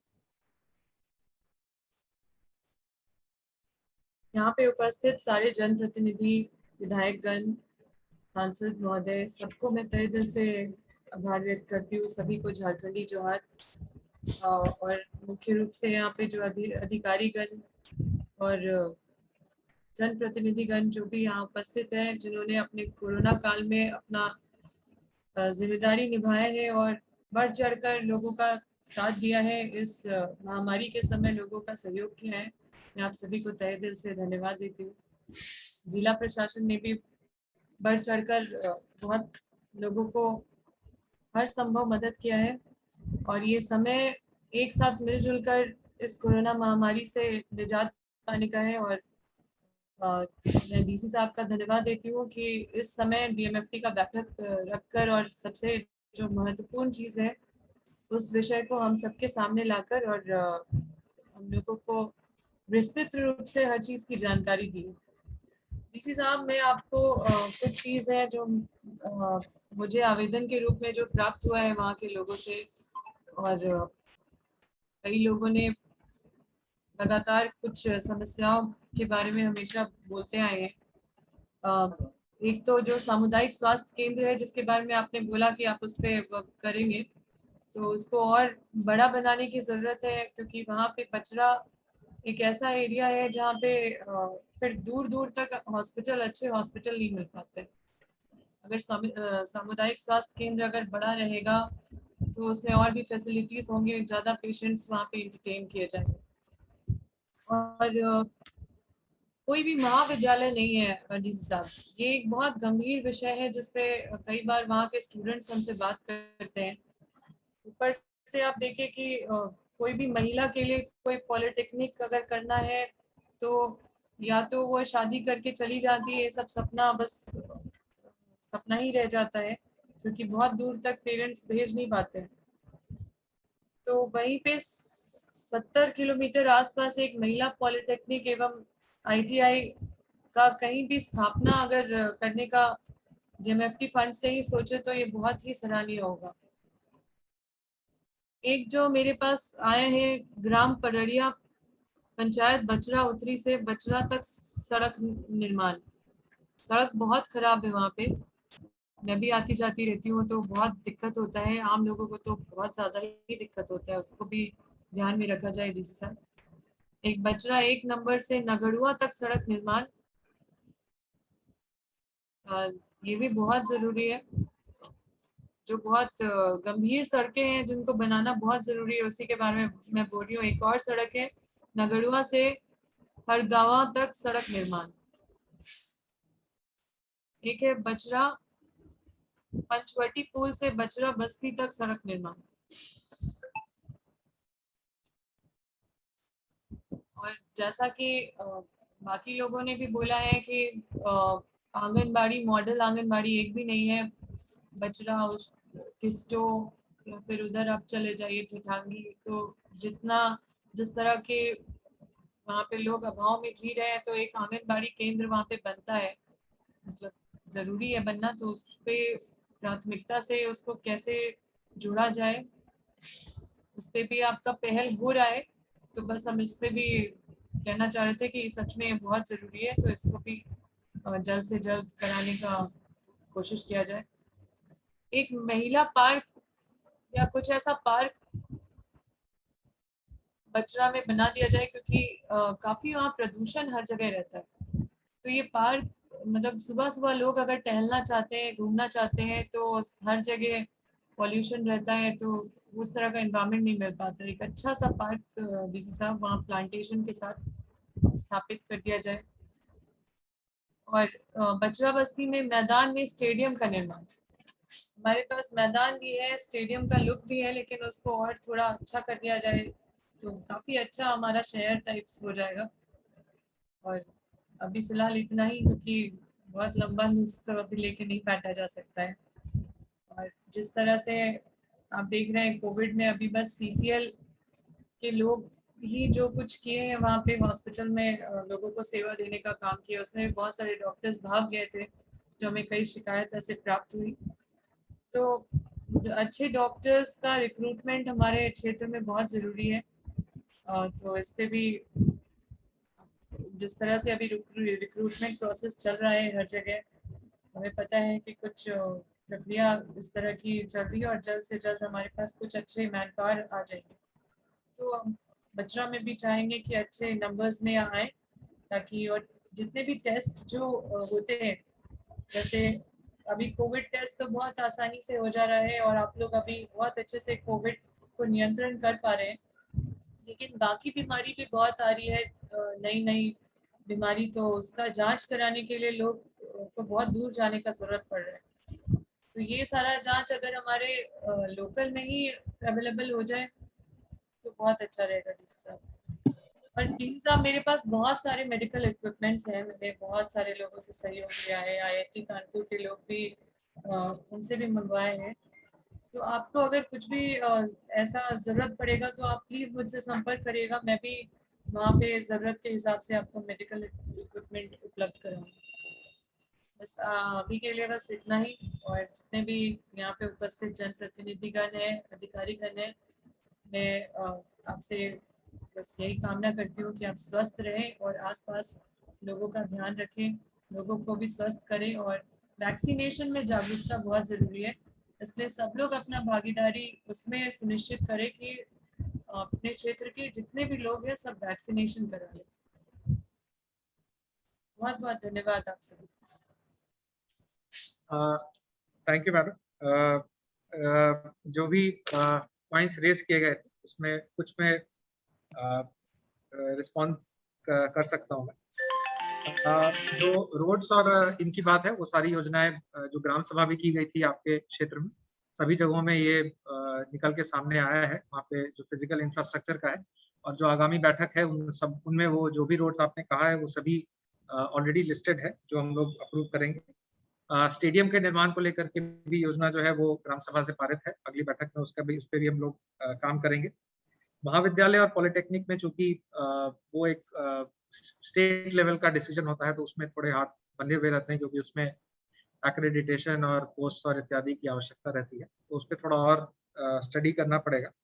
और जो डायग्नोस्टिक टेस्ट और इक्विपमेंट के बारे में आपने कहा है, उस पर भी हम लोग काम कर रहे हैं और आपका सहयोग भी इसमें हम लोग लेंगे, जरूर लेंगे। इनफैक्ट जो भी लोग इसमें आगे हमारे साथ काम करना चाहते हैं, उसमें हम जरूर चाहेंगे कि सीएचसी टंडवा और बचरा क्षेत्र में हम लोग इन सुविधाओं को उपलब्ध करा पाए। अब मैं रिक्वेस्ट करना चाहूँगा माननीय विधायक सिमरिया श्री किशुन दास जी को कि वो अपनी बातें रखें। नमस्कार। हाँ, नमस्कार विधायक जी, बताएं प्लीज। आज की बैठक में मुख्य रूप से शामिल सांसद महोदय, विधायकगण और उपस्थित तमाम मुखियागण, प्रमुख और सम्मानित जनप्रतिनिधिगण, सबसे पहले मैं आपका आभार व्यक्त करना चाहता हूं, बधाई देना चाहता हूं। और आपके जितने टीम के लोग हैं जिन्होंने इस प्रकार एक्सरसाइज करके पूरे जिले के लिए जो एक टीम वर्क के रूप में जो प्लानिंग किए हैं इसके लिए पुनः आप लोग को बधाई, क्योंकि आज पूरा देश दुनिया इस कोरोना महामारी में ग्रसित है। सारे लोग किसी न किसी रूप से परेशान हैं और इस विकट परिस्थिति में आप लोगों ने काफी मेहनत करके जो व्यवस्थाएं खड़ी करने के लिए प्लानिंग किए हैं, इसके लिए बहुत बहुत आभार। सर, जिस प्रकार चतरा जिला जरूर है, लेकिन जिले के लायक स्वास्थ्य सुविधाएं आज भी हम कहेंगे निश्चित तौर पर उसमें कमियां हैं।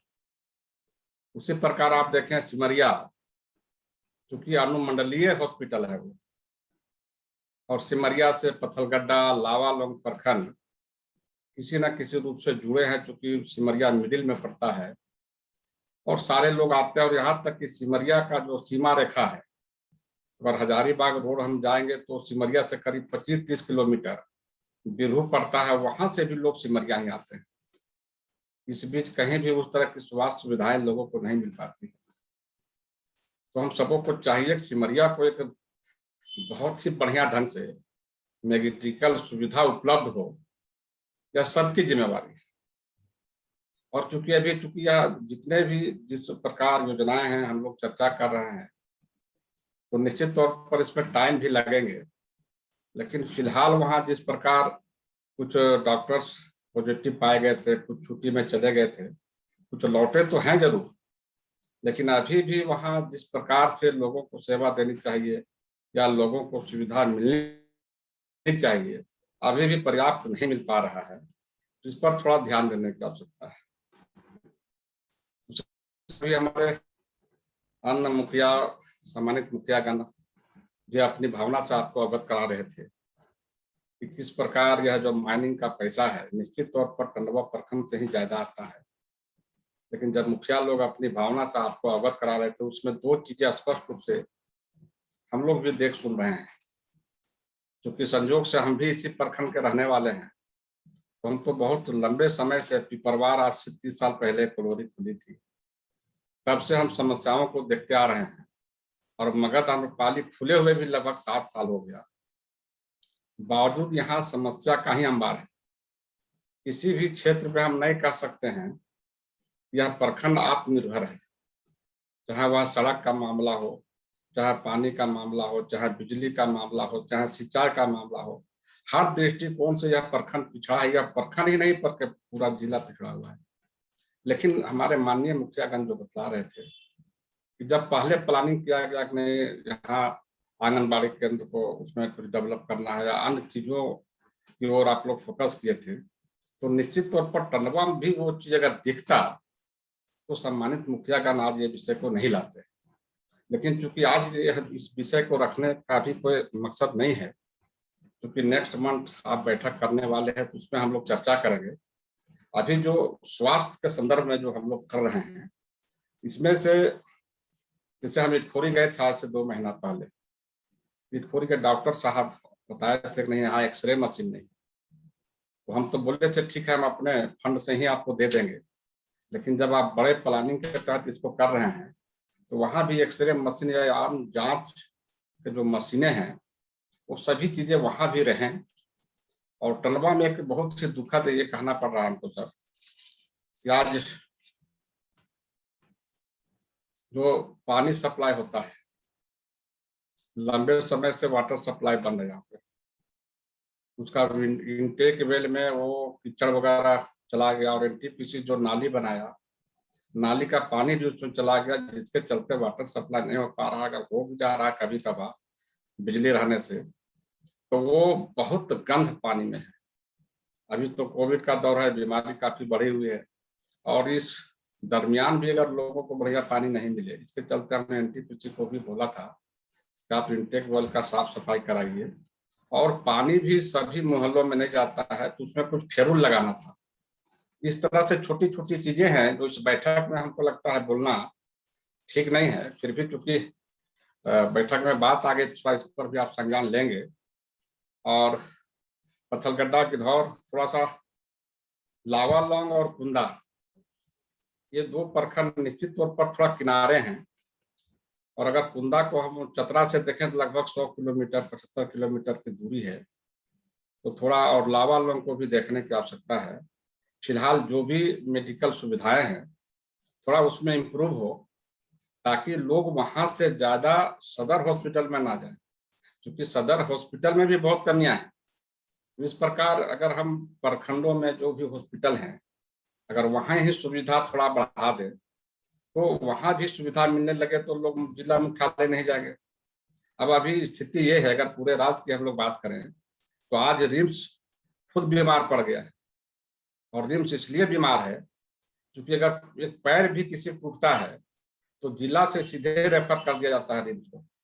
इसीलिए हम लोग का एक प्रयास होना चाहिए कि जिला मुख्यालय को निश्चित तौर पर मेडिकल के रूप में बहुत ही मजबूत करने की आवश्यकता है। तो आपके प्रयास का मैं फिर से आपको बधाई देता हूं, धन्यवाद। चूंकि और भी लोग बोलेंगे और फिर नेक्स्ट बैठक में जो भी अन्य समस्याएं हैं उस पर हम लोग चर्चा करेंगे, हम प्रयास करेंगे आपका भी सहयोग प्राप्त हो, और टंडवा के साथ साथ अन्य प्रखंडों का भी, मुख्य रूप से जैसे डायरेक्ट इफेक्टेड में टंडवा और सिमरिया है, तो लोगों को लगे कि ना डीएमएफटी का पैसा है तो कुछ दिख रहा है, और नहीं तो ये मोदी जी के आने के पहले यह तो राज्य सरकार को पैसा मिलता था, पूरे झारखंड में पैसा खर्च होता था, तो फिर जिला में पैसा मिलने का कोई औचित्य नहीं रह जाता है। इसलिए इस पैसे का सदुपयोग हो, दिखने लगे कि नहीं डीएमएफटी फंड से गांव मोहल्लों का, सड़कों का विकास हो रहा है, कृषि कार्य में कुछ विकास हो रहा है, सब कुछ दिखना चाहिए। तो इन्हीं चंद शब्दों के साथ एक बार पुनः सभी सम्मानित जुड़े हुए साथियों का बहुत बहुत आभार, धन्यवाद। शुक्रिया विधायक जी, काफी रेलेवेंट पॉइंट्स हैं। सिमरिया का आरएच हमारे प्लान का एक बहुत ही मुख्य अंग है, और इसीलिए वहाँ पे एक पूरे नए कैंपस के निर्माण का प्रस्ताव, और साथ ही साथ जो इंटरिम पीरियड है उसके लिए भी हमें तैयारी करनी है, ताकि सर्विसेज जो है वो इमीडिएटली वहाँ पे इम्प्रूव कर सके। साथ ही साथ जो टंडवा प्रखंड और सिमरिया जो डायरेक्टली अफेक्टेड है, मैं आपकी बात से सहमत हूँ कि डीएमएफटी के बजट का एक बहुत ही सब्सटैंशियल हिस्सा उस क्षेत्र में जाना चाहिए और क्षेत्र में देखना चाहिए।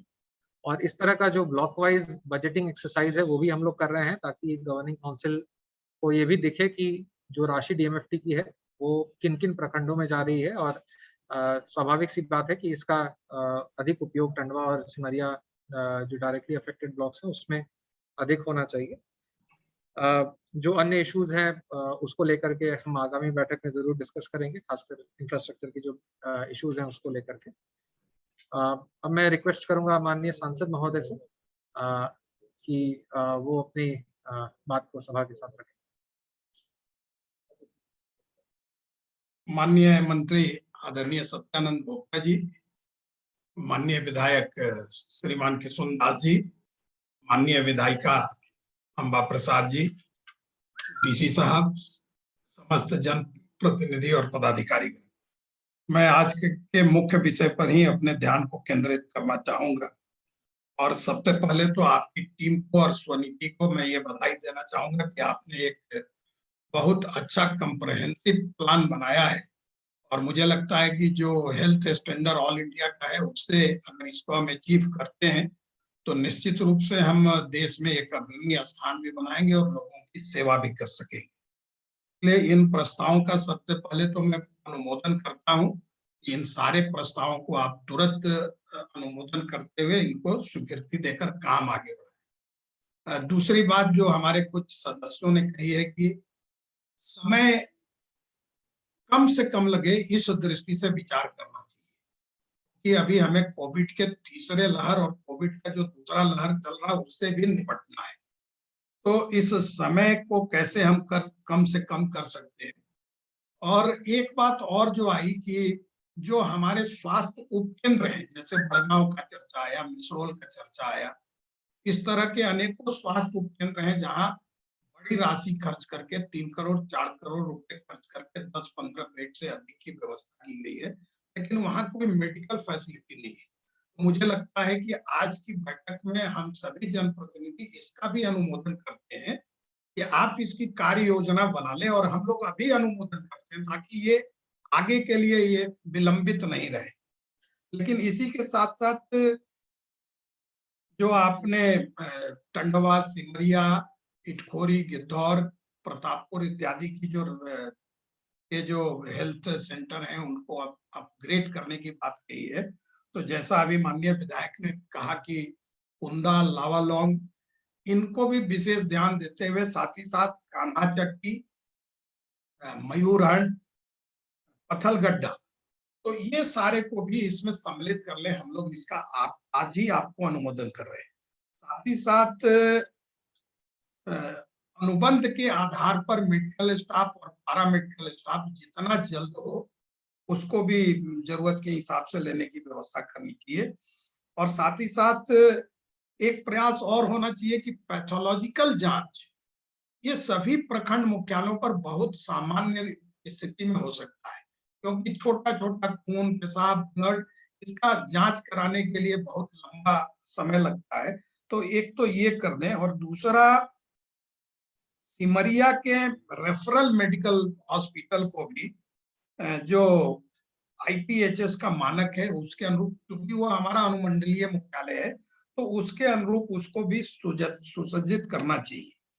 लेकिन एक चीज हमें ध्यान रखना चाहिए कि हमारे इसमें समय कम से कम लगे, और समय कम लगे तो हमें एक चीज और बात करनी चाहिए कि क्या कोई हेल्थ मैनेजमेंट, जैसे अपने जिले में सदर अस्पताल के अंदर PPP मोड पर भी बहुत काम शुरू में किया था, तो PPP मोड पर अभी हमको तत्कालिक कोई सेवा देने के लिए तैयार हो जाता है, तो मुझे लगता है कि DMFT के तत्वाधान के अनुरूप उसका भी काम करना, हमको का मॉडल देखना चाहिए। क्योंकि आज देश के अंदर अनेकों ग्रुप हैं, खास करके IITN और बाकी, और उसमें अंबाजी ने भी बताया IIT ने भी बहुत सारे मॉडल डेवलप किए हैं, तो उनसे भी संपर्क करके हमको इस तरह के मॉडल के आधार पर अगर हमारे इन सबको संचालित करने की जिम्मेवारी लेता है तो उस पर भी हमको विचार करना चाहिए। और चतरा सदर अस्पताल को निश्चित रूप से 24 घंटे 24 आवर इंटू 7 वर्किंग का पैटर्न डेवलप करके shift wise, night shift wise, बाकी समय उसकी व्यवस्था बने। और ऐसा ना हो जैसा भी एक हमारे कालीचरण जी ने कहा कि 3 बजे के बाद दिक्कत होती है, तो इस तरह की कोई दिक्कत ना आए तो ज्यादा अच्छा है। लेकिन इसी के साथ साथ हम लोग को अभी जो तुरंत जरूरी पड़ेगी कि हमें RT-PCR का रिपोर्ट मिलने में काफी विलंब होता है, तो एक तो ये व्यवस्था करना कि RT-PCR जिसको हमको स्थापना करनी है हमारे जिले के अंदर, शायद राज्य सरकार उसमें पहल कर रही है, तो उसकी भी अद्यतन स्थिति को पता करते हुए अगर जरूरत पड़े तो हम राज्य सरकार की अनुमति प्राप्त होती है और उनको विलंब होता है, तो चूंकि राज्य सरकार पर पूरे राज्य का लोड है, तो हम उनसे अगर रिक्वेस्ट करें तो अपना स्वयं का RT-PCR लैब भी जल्द से जल्द स्थापित करने की दिशा में प्रयास करें। साथ ही साथ RT-PCR जांच आज के डेट में मोबाइल वैन से भी हो रहा है, तो हम एक प्रावधान ये भी करें कि मोबाइल वैन के माध्यम से अगर RT-PCR की जांच होगी तो हम ग्रामीण क्षेत्र में प्रतिदिन 5, 6, 8 अगर 2-4 वैन हमारे पास होंगे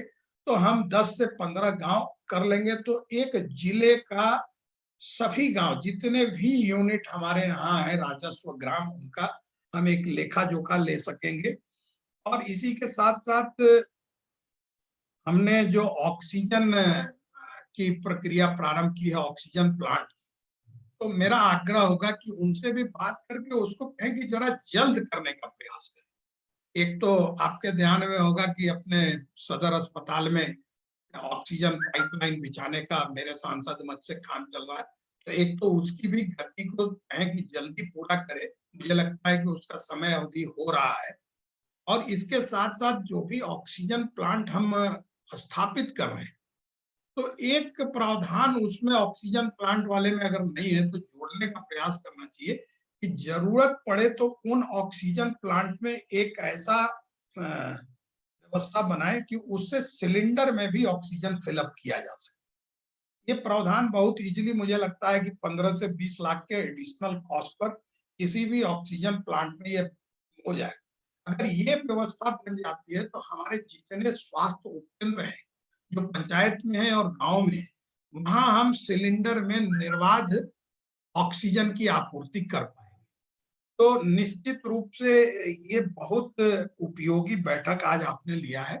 हम सभी इसका अनुमोदन करते हैं और साथ ही साथ आपको इस गवर्निंग बॉडी के माध्यम से ये भी अधिकार देते हैं कि जरूरत पड़ने पर कोई भी निर्णय तुरंत लिया जाए, उसकी इस प्रत्याशा में भी हम लोग उसका अनुमोदन करते हैं, क्योंकि जिले के स्वास्थ्य सुविधा को इसलिए बेहतर बनाना है क्योंकि हमारा जिला स्वास्थ्य सुविधा के मामले में बहुत पिछड़ा है और संयोग से पिछली सरकार माननीय नरेंद्र मोदी जी ने जो ये प्रधानमंत्री खनिज विकास के माध्यम से डीएमएफटी का जो प्रावधान किया है, वो इसीलिए किया है कि हम स्थानीय स्तर पर सारी व्यवस्था बना सके। इसलिए खास करके जो माइनिंग रिलेटेड पंचायत है, खास करके सिमरिया, टंडवा और हंटरगंज, ये 3 आपके माइनिंग उत्पादन के दृष्टि से चिन्हित है, तो इनके पंचायतों की भी व्यवस्था इतनी मजबूत बनाई जाए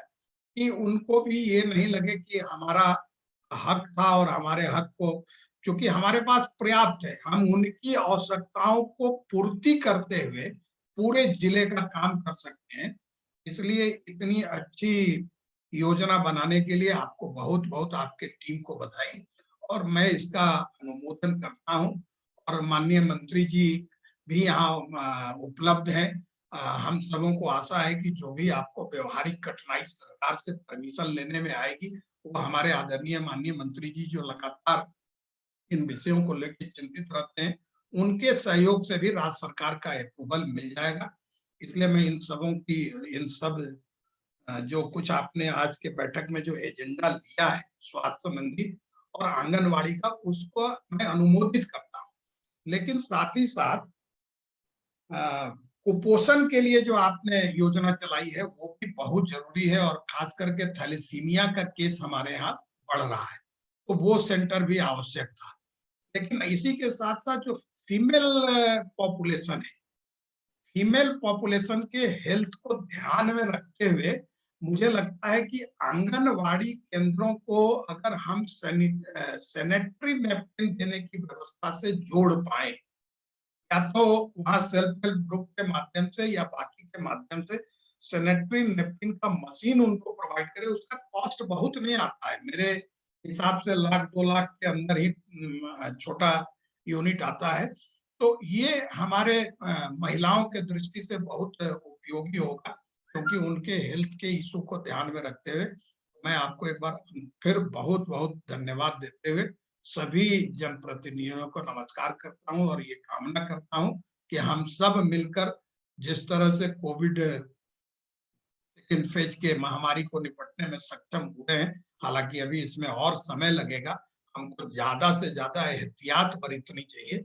उसी तरह से हम 3rd फेज का जो कोविड आने की संभावना है उसको भी, उस चुनौती का सामना कर पाए, तो मुझे लगता है कि उसी गति से हमको इन कार्यों को पूरा करना होगा। इन कार्यों को किसी लंबे प्रत्याशा के आधार पर छोड़ना उचित नहीं है और वैक्सीनेशन की व्यवस्था कैसे सुनिश्चित कर पाए, वैक्सीन ज्यादा से ज्यादा लोगों को मिले, इस दिशा में भी विचार करना चाहिए और जरूरत पड़े तो क्या हम डीएमएफटी के मद से अपने लिए एक्स्ट्रा वैक्सीन ले सकते हैं। अगर सरकार इसकी अनुमति देती है तो हमें निश्चित रूप से उस दिशा में भी प्रयास करना चाहिए कि अगर राज्य सरकार और भारत सरकार, चूंकि उस गाइडलाइन का मुझे ध्यान में नहीं है, अगर वो गाइडलाइन के तहत हमको अनुमति देते हैं तो हम वैक्सीन परचेज की भी दिशा में आगे कदम उठाएं। और फिर एक बार अंत में इस सारे विषय का अनुमोदन करते हुए साथ ही साथ भविष्य में इस दृष्टि से कोई कदम उठाना हो तो उसके प्रत्याशा को भी अनुमोदित करते हुए मैं अपनी बात को आप सबों को बहुत बहुत धन्यवाद देते हुए समाप्त करूंगा। आइए हम सब मिलकर स्वस्थ रहें और पूरे जिला को स्वस्थ चतरा बनाने की दिशा में अग्रसर हों। बहुत बहुत धन्यवाद।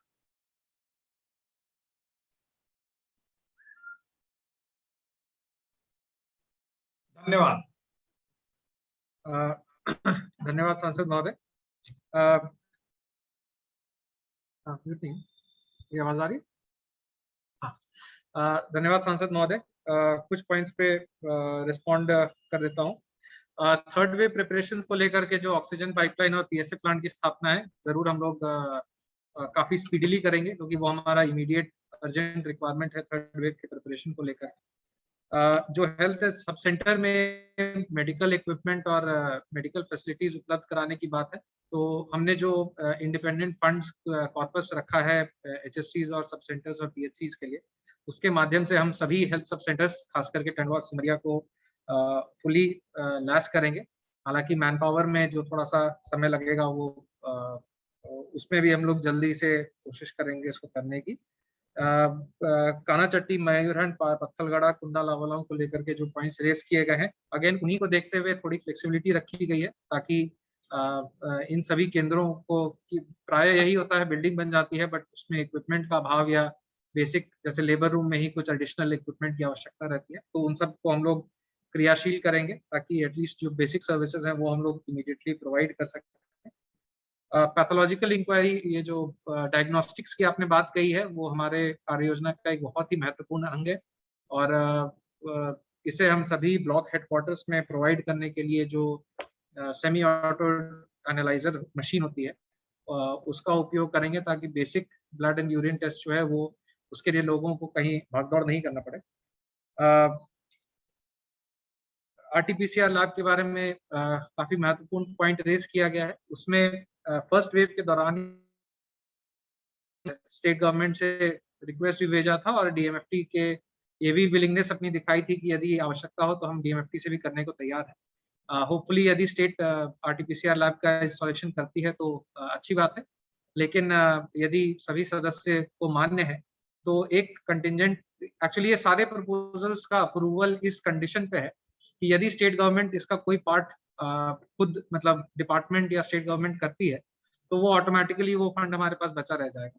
तो ये सारे अप्रूवल्स कंटिजेंट टू दैट है। और इसी तरह से आरटीपीसीआर लैब भी यदि स्टेट गवर्नमेंट अभी उस पर मूव एड नहीं करती है तो हम लोग इंडिपेंडेंटली भी आरटीपीसीआर लैब को सदर के लिए सारी स्टडी हो चुकी है, जो प्रेझा जो एजेंसी है उनसे ही बात हो चुकी है। तो यदि स्टेट गवर्नमेंट अभी छतरा को इस फेज में नहीं टेकअप करती है तो हम लोग इंडिपेंडेंटली भी इसको एक्सप्लोर करेंगे। और जो सैनिटरी नैपकिन का है, आई थिंक ये प्रस्ताव मिस हो गया है, इसके लिए माफी चाहूंगा। आई थिंक मैनेजमेंट कमेटी में हमने इस पे विमर्श किया था और इसको लेकर के हम सभी आंगनबाड़ियों में इसका एक प्रोविजन जो है वो इंक्लूड करेंगे। अब मेरा रिक्वेस्ट रहेगा माननीय मंत्री महोदय से कि वो अपने बातों को रखें।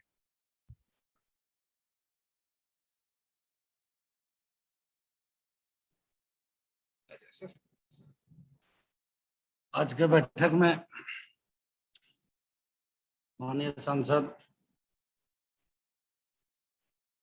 सुनील कुमार सिंह जी, माननीय विधायक सिमरिया किशुनदास जी, माननीय बड़का गांव विधायिका सुश्री अंबा प्रसाद जी, माननीय मुखियागण, पंचायत के सदस्यगण, समाज सेवीगण और आज के बैठक की अध्यक्षता कर रहे डीसी साहब, बैठक में उपस्थित एसपी साहब, जगदीश साहब, सिविल सर्जन साहब, तमाम पदाधिकारीगण।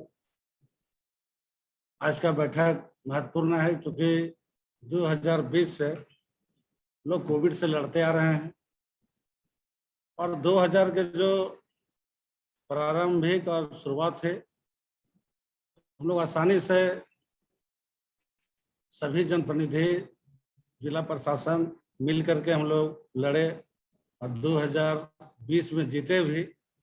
लगा कि अब धीरे धीरे प्रकोप खत्म हो रहा है, लेकिन 2021 में दूसरा ऐसा लहर आया कि पूरे देश, पूरा प्रदेश की छिपा हुआ नहीं है, उसमें चतरा भी अछूता नहीं है।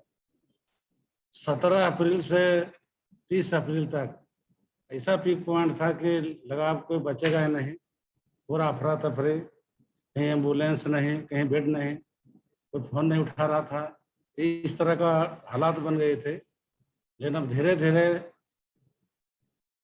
देश में भी, प्रदेश में जो आंकड़ा है कमी आई है और खासकर चतरा में जो हम लोग सबको मिल करके पूरा प्रयास किए, लड़ भी रहे हैं और लड़े भी। अभी लगभग नियंत्रण में है कहा जा सकता है, लेकिन जो भी जांच की हुई, जहां तक बात आ रही है, जांच जितना तेजी हो, और जो वैक्सीन वगैरह चल रहा है वो टीकाकरण, उसमें जो 46+ का जो बहुत लोग ऐसे हैं कि जो इंजेक्शन नहीं ले रहे हैं, उसमें हकीकत है कि गांव में किसी को टीका लगा, बुखार आ गया तो 15 दिन 10 दिन बुखार, उसको सर्दी खांसी छोड़ा नहीं तो दूसरा भय हो गया कि हम भी लेंगे तो हमको भी बुखार आ जाएगा। लोग भयभीत थे, और किन्हीं को बुखार लग रहा था, 60 बरस है, पेंशन बूढ़ा है, बूढ़ी है, टीका लगा तो एक आध वो डेथ कर गया, तो प्रचार हो गया सोशल मीडिया में कि टीका लेने से अब फलना लिया तो घटना घट गई, हम लेंगे तो हमरो हो जाएगा। तो जो अफवाह है, इस अफवाह को दूर करने के लिए सभी माननीय सांसद महोदय, विधायक महोदय और माननीय मुखिया, पदाधिकारी सबके प्रचार प्रसार जोर से करना है कि देश के जो और प्रदेश के जो दिशा निर्देश है सबको पालन करना। एक एक व्यक्ति को टीका लेना है, जब उनका समय है तो टीका जरूर लें। और हम लोग लगातार, हम भी अपने क्षेत्र में घूम रहे हैं, प्रचार भी कर रहे हैं, और सब ले भी रहा है, लेकिन थोड़ा स्लो है, इसको तेजी लाने की जरूरत है। और घर घर में जो किट बटेगा उसके साथ साथ मास्क भी बटना चाहिए, ताकि सभी सेफ्टी रहे। और जहाँ तक जांच रिपोर्ट है प्रखंड स्तर पर, इससे किसी का अल्ट्रासाउंड है, छोटा छोटा एक्सरे करना है तो जिला आना पड़ता है, जिला में सदर में खराब है तो प्राइवेट में जाना पड़ता है। तो वो लगभग जगह बिजली है, जनरेटर है। मेरा यही आग्रह है डीसी साहब से कि पॉपुलेशन इटखोरी भी है, मतलब धूमधाम भी है, सब जो हमारा 12 ब्लॉक है सभी जगह जांच मशीन हो, ताकि चतरा आने से बचे। जैसे भी चतरा में जब बिजली है तो हर जगह जांच हो रहा है, बगल में पंचायत सटा हुआ है, तो इसमें भी इसको शामिल किया जाए कि जांच मशीन एक्सरे का हो चाहे अल्ट्रासाउंड हो, प्रखंड स्तर पर होना चाहिए। और जो भी सुझाव आया माननीय सांसद महोदय का, माननीय विधायक महोदय का, माननीय मुखिया गण, माननीय पदाधिकारियों का, बहुत सांसद महोदय ने बहुत ही महत्वपूर्ण सुझाव दिए हैं, उस पर भी अनुपालन करना है।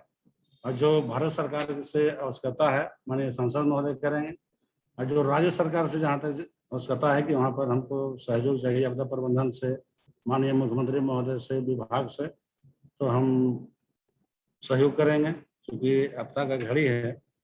और मेरा एक सुझाव है कि किसी का ऑक्सीजन कम हुआ तो चतरा आते आते या गाड़ी नहीं मिला तो आने भी नहीं सकता है, तो ऑक्सीमीटर तो बंट भेजा जगह जगह पर, लेकिन एम्बुलेंस हर प्रखंड में होना चाहिए।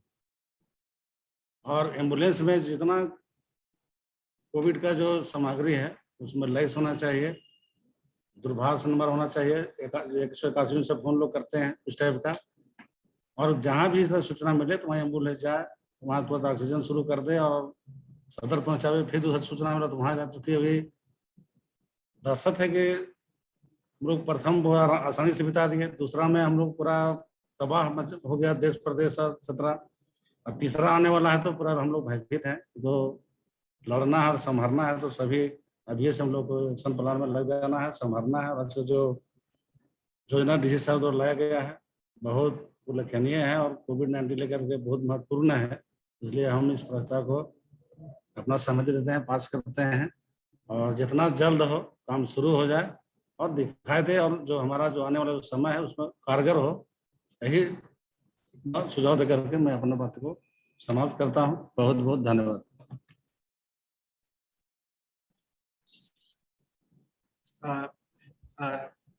शुक्रिया मंत्री जी। आई थिंक ये जिला के लिए बड़ा ही इम्पोर्टेंट पॉइंट है कि स्टेट गवर्नमेंट के साथ जो भी असिस्टेंस चाहिए होता है वो मंत्री महोदय द्वारा और गवर्नमेंट ऑफ इंडिया के लिए सांसद महोदय के द्वारा हमेशा इंटरवेंशन किया जाता है, तो उसके लिए हम लोग काफ़ी फॉर्चुनेट हैं। और इस बैठक में आई थिंक जो सभी मुख्य मुद्दे हैं वो कवर किए जा चुके हैं। जैसा मैंने कहा कि आगामी गवर्निंग काउंसिल की बैठक भी हम लोग जल्द करेंगे, जो शेष हमारे कैटेगरीज बचे हैं उसकी भी प्रक्रिया पूर्ण हो चुकी है। सभी जगह ग्राम सभा कंडक्ट किए जा चुके हैं। जो योजनाओं का चयन भी है वो भी फाइनलिटी के स्टेजेस में है। मैनेजमेंट कमेटी की बैठक भी हो चुकी है। उसको भी हम लोग जल्द से जल्द करेंगे ताकि सभी सदस्यगण उस पे भी चर्चा कर सकें। और जो स्वास्थ्य संबंधी योजनाएं आज ली गई हैं उसके लिए मैं सभी का धन्यवाद करना चाहूँगा। माननीय मंत्री महोदय का, माननीय सांसद महोदय, हमारे माननीय विधायक सिमरिया, माननीय विधायक बड़कागांव, अन्य क्षेत्रों के सभी कार्यकारी प्रधान जो इस बैठक में सम्मिलित हुए हैं, ब्लॉक से हमारे कर्मी और खास करके हमारी जो डीएमएफटी की जो पीएमयू टीम है, उनका मैं बहुत-बहुत धन्यवाद करना चाहूँगा। उन्होंने काफ़ी मेहनत के साथ और काफ़ी एक्सटेंसिव सर्वेइंग के बाद इस परियोजनाओं का चयन और परियोजनाओं को एक आधारशिला दी है। और इसी तरह के डिटेल ओरिएंटेड वर्क से हम उम्मीद करते हैं कि जिस तरह से योजनाओं की ये कार्य योजना बनी है, उसी तरह से इसके इम्प्लीमेंटेशन में भी इस पीएमयू के माध्यम से और हमारे डीआरडीए, हमारे माइनिंग और डीएमओ डिस्ट्रिक्ट माइनिंग ऑफिसर और हमारे डीडीसी जो रेगुलरली इस कार्य में इन्वॉल्व रहते हैं, उनके सहयोग से हम लोग इस गवर्निंग काउंसिल का जो मैंडेट है उसको हम लोग पूरा करेंगे और गवर्निंग काउंसिल के जो भी इश्यूज हैं, जो भी डायरेक्शंस हैं, उसका अनुपालन मैनेजमेंट कमेटी के द्वारा और मेरे द्वारा सुनिश्चित किया जाएगा। बस इन्हीं शब्दों के साथ मैं सभी पदाधिकारियों को, सभी प्रतिनिधियों को, सभी आमंत्रित सदस्यों को बहुत-बहुत धन्यवाद देता हूँ और इस बैठक की कार्रवाई समाप्त। शुक्रिया।